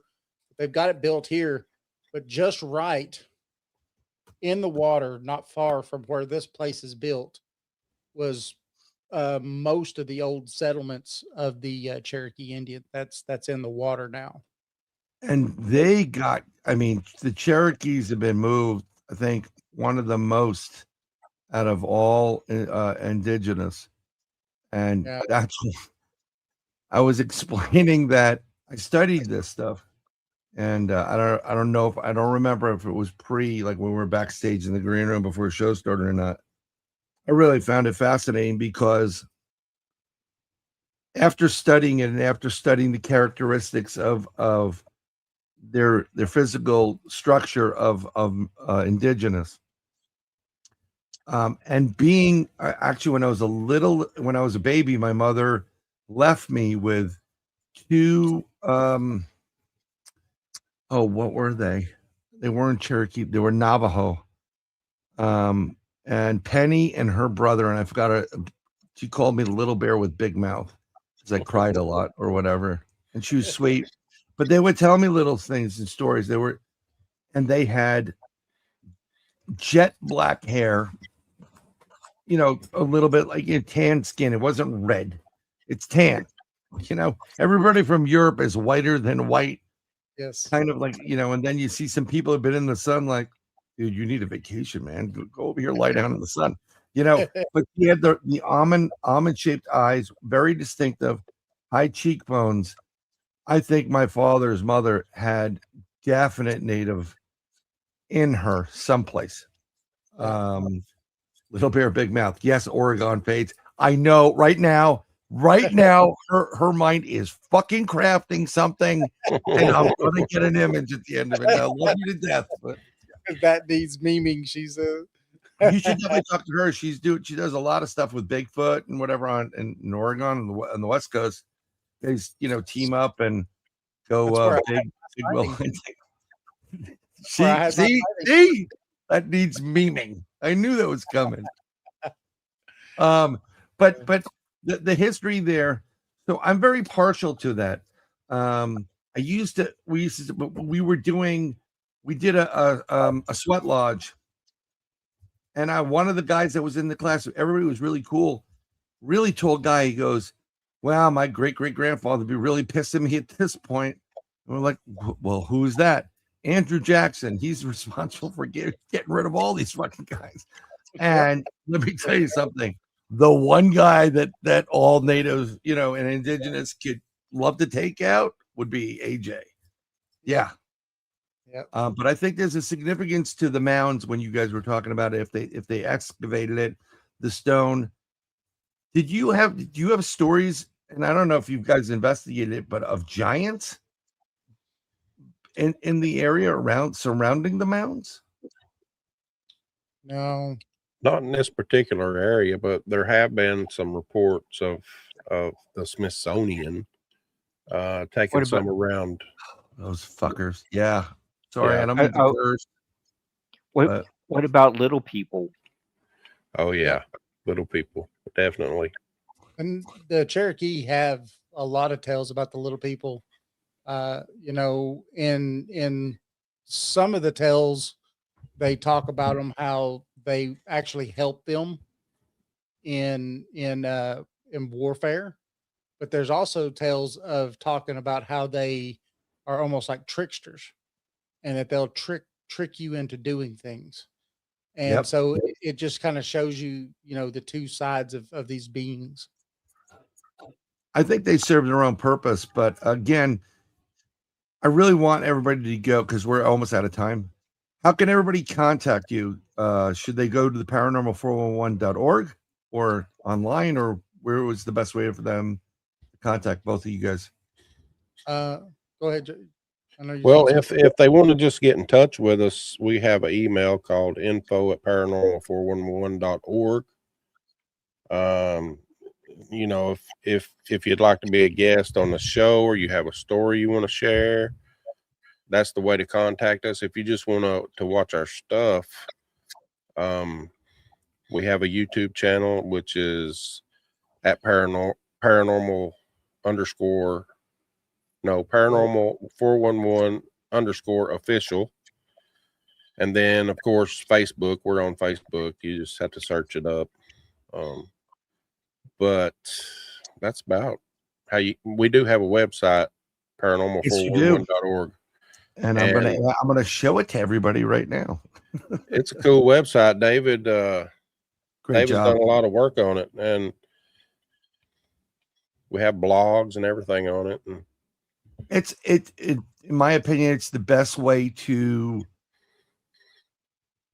post from your blog to Facebook, because then it draws it back to you. And normally when you post something, they're quicker to edit an individual versus a website doing it. Right. It's a business, and there's legal reasons why they sometimes don't want to do that. But it's paranormal411.org. And they have some great stuff on there. A lot of great stuff. It's all really, really great. So I just wanted to share that with everybody, so people don't get upset. But I mean, I want to go into more investigations with you guys and game planning and all that stuff. Let's just do a part 2. We can do a part 2.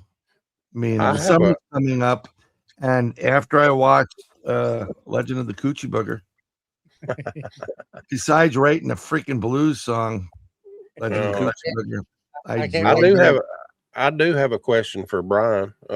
Yes, sir. I've been hearing a lot about this God helmet. Oh, do you have that? I don't need the God helmet. I can do it by myself. What I'm going to send you, remember the thing I'm going to send you? Yeah. Gateway? once you start that, you don't need it. the helmet. Okay. Now you can, you know what? If you're in a situation where someone has one, go try it out if you'd like. I would recommend buying them, a couple $100, but you really need someone to be. You need a point person, because if you can't handle that, 'cause that's total. It's a little bit different. You can have problems. Like it's could mess you up a tad bit. It's fixable, but it's going to screw you up. But the way I do that, matter of fact, Paul, who was in here, I just came on to watch, like something at night. I was watching BMR, and they were all at this place, and my spidey senses started to kick in. I'm going, that's going to happen. Someone's going to be there. Boom, boom, boom. And I'm like, look, I don't want to take up your chat. And of course, Bigfoot Michigan Rob's like, come on in. So, Paul was doing the God helmet for the first time. And I stopped him prior to it, because first time is really, could mess you up. Had him breathe a little bit. I said, you're going to have an experience. You're going to, because I saw what he was going to see. And he met his father and grandfather were there. And then he saw an extraterrestrial. And at that moment, a lot of people think Brian Bowden's full of shit until they have it. And then they're like, no, Brian's the real deal. And I get it, because it's always good to be, give a little distance, be suspect. You could try the God helmet. You want, is that what you're looking for, to try it? Yes. Ever since I've heard people talk about it, like Natalie, and I'm assuming it came from you, because they always mentioned your name when it come to the God helmet. Well, I'm not. I do what the God helmet does automatically. Okay. Give me some time. But we all know this wonderful guy named Greg Ogles. Mm-hmm. And I think what would be great is, and talk to Natalie too. I don't have one. I was toying with it a long while ago, like a bunch of years ago. Should I, maybe I should get one, maybe I shouldn't get one. And then I started doing it. I don't need to do that, but it would be interesting. I think you would enjoy it. You both would enjoy it. Actually, Jason, you would probably enjoy it a little bit more than David, because David, you're already seeing things, and you connect on a different level. So it's kind of like having a God helmet 24/7. But the only thing I would wish they would give us the fucking lottery numbers.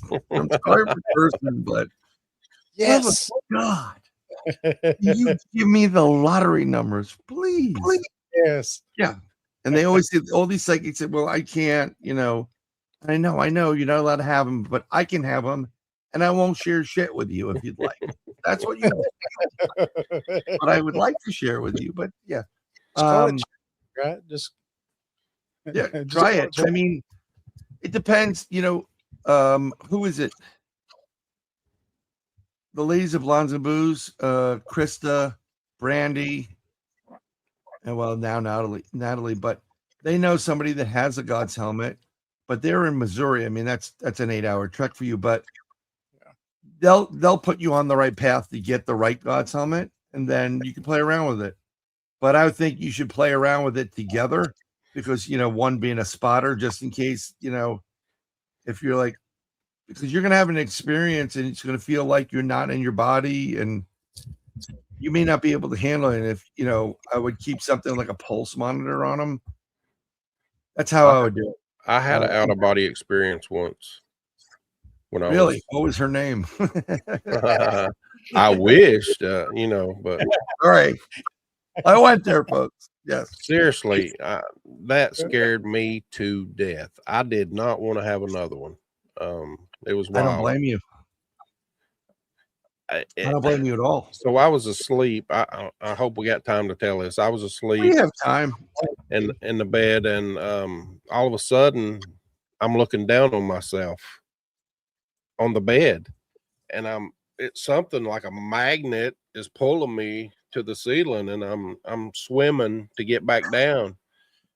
I don't know where I would have went if I hadn't have got back down in my body, but as soon as I hit my body, I woke up. and I was a nervous wreck. So you actually saw you're hovering did. over your body. Sleeping, yes.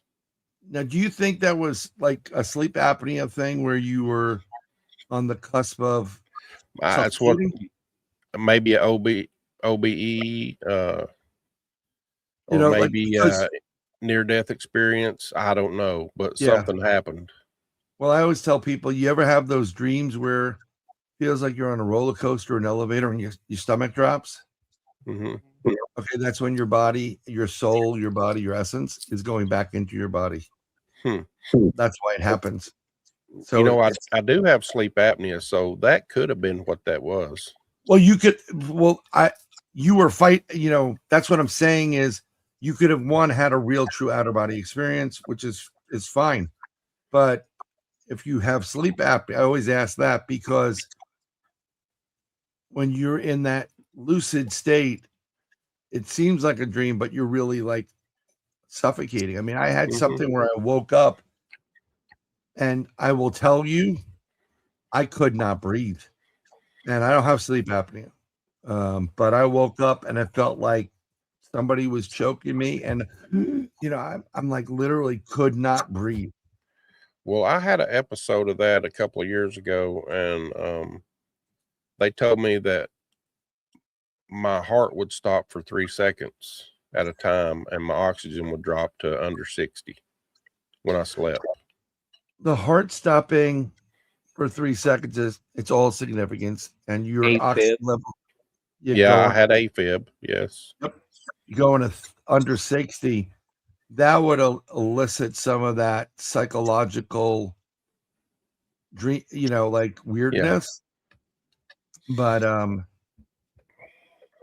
if it hadn't happened since then, do you use a CPAP? I do. Yeah. Where you look like Darth Vader or a TIE fighter. Actually, when we were doing our investigation, this past weekend, I bought a solar generator, and it actually, the CPAP worked great with it. Oh, 100%. I mean, like, I'll tell you the truth. I'm a pain in the ass. I don't want to camp like the old days. I mean, we are way too modern to be like, that tent that I had in the other part of Florida. It was like, we could go on and on about my tent, but we ain't got time for that. After that, I went and I looked for something, and now I have a 4-person tent because it was on sale. I was really going to go for a 2-1. It blows up like a kid's bouncy castle. It's got windows. And I'm like, I'm gonna put the pool table over there. That's what I want. Yeah. But mine, David popped his up. Now you could stand up straight up in it, and I popped mine up, and I could barely crawl through it. You could tell mine was Temu, and his was Amazon. I don't know.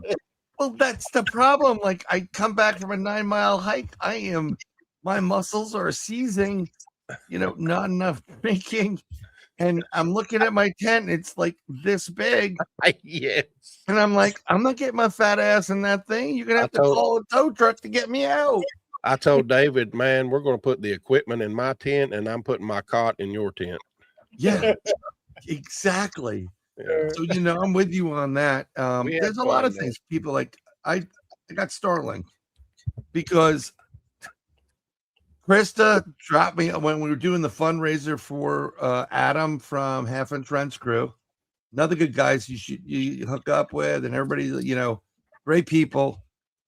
She dropped me off at Emmaus, and that's how every freaking horror film starts. It's like, I'll be back sometime in the morning. I'm like, are you effing kidding me? I got a butter knife. What the fuck? And what was messed up is, don't get me wrong, the Airbnb that they have there, whatever it is, it's beautiful, and there's some internet on the inside. So I went outside to smoke my cigarette, and I hear like a lady, like, help, like the help thing off in the distance on the right, and it's moving a little bit. And I'm like 11 o'clock scrolling through. I'm like, nope, you are. I am not going over there because when I flew in, I couldn't carry my toys with me. Critical defense stuff uses. And there I am. I don't even have a pocket knife, and I'm like, I got a freaking butter knife. This is every movie. This is every Scooby-Doo episode. This is all of it. There's a creepy asylum across the street. And the last time we were there, they got a dogman print no more than 20 yards from the front door of that cabin. What? 16-inch dogman print. And I'm like, holy crap, this is really bad idea. Yes. Yeah. So you just roll the dice, go to sleep, think something's going to happen. I don't care at this point, you know. No, yeah. Just 3, 2, 1. No. Yeah. Sometimes it's like that. And then sometimes, like I told you guys over at Townsend, the car goes ding and I press the button to shut it off and I look at the passenger window and there's the Bigfoot going, breathing across. And I'm like, oh, which Oregon Bigfoot Fades made a little beam and says, you can watch me all you want, big boy, I'm going to bed. So yeah, I know it's coming. It's in my chat right now. I like it. David and Jason, love having you guys here. Love meeting you guys. Love meeting your family, and everybody's great. And I can't wait to get back up to your neck of the woods. Totally. If anything, you know, I definitely want to have you guys back. Come back on. Yeah. Thank you. I appreciate you. We appreciate you having us on. We want to have you guys on too. We're going to be scheduling probably sometime this week. I'm going to start, and hopefully we can get you on, you and Mark on both soon. I would definitely, I'd love it. Yep. And also that man up there, Mark Eddy, if you need guests, Mark Eddy Productions, I mean, he knows a ton of people and they're really good people, and just keep in touch with them. Absolutely. When he's not doing his OnlyFans page, he's really focused. Dude, it's better I said OnlyFans because I just discovered there's an Only Dwarfs. Okay. Oh no! I swear to God. Yeah. Remember the whole midget wrestling thing? We discovered there's Only Dwarfs. Thank you, everybody, for coming in here. We'll keep talking. Wednesday. We're gonna still do it. We're looking for more guests, of course, on the broadcast. I think we have Cisco Murdoch, who is journeying through the Gate Paranormal Portal podcast. Holy crap, that's a mouthful. I love her to death. She's a sister. She's got Cherokee in her. She's freaking awesome. She's got spider medicine in her. She's got a crazy story, but you definitely like to have her on. And I'd love to, anytime you guys want, we all have each other's digits, so we're good. Oh, yeah. But anything else you want to say before we play the end song, which is about 3 minutes long? Stay curious, everybody. Yes. Stay curious, and thank you for everything. And like Brian is an awesome host. It's just been fun. And that's what we try to do. I appreciate that. We don't want to interview. Someone was like, can you, when you interview people, they were telling me how to interview people. I'm like, I don't do interviews. We don't either, really. We just, I'd love to be at that restaurant we were in where the raccoon comes out. That's where I would do my interviews. Yes. Have a couple of drinks there, smoking cigarettes, going. Get the raccoon on for a minute. Yeah, this is not. Yeah, exactly. Holy shit, bring on the raccoon. Yes. That was great. But I appreciate you guys. You guys have always been awesome. And I can't wait to hang out with you guys again. So hopefully we'll get to another conference someplace and shoot the shit and maybe investigate too. Yes. But definitely. Back up here. Got plenty of places. That's awesome. Well, we'll see you guys soon. Mark, I'll probably talk to you a little bit later. Good night, everybody. Thank you, everyone. Actually, the song is 2 minutes 44 seconds as well. It's on my stream cloud. You can go play it, or it's on whatever you get it. Good night if you want to hang out.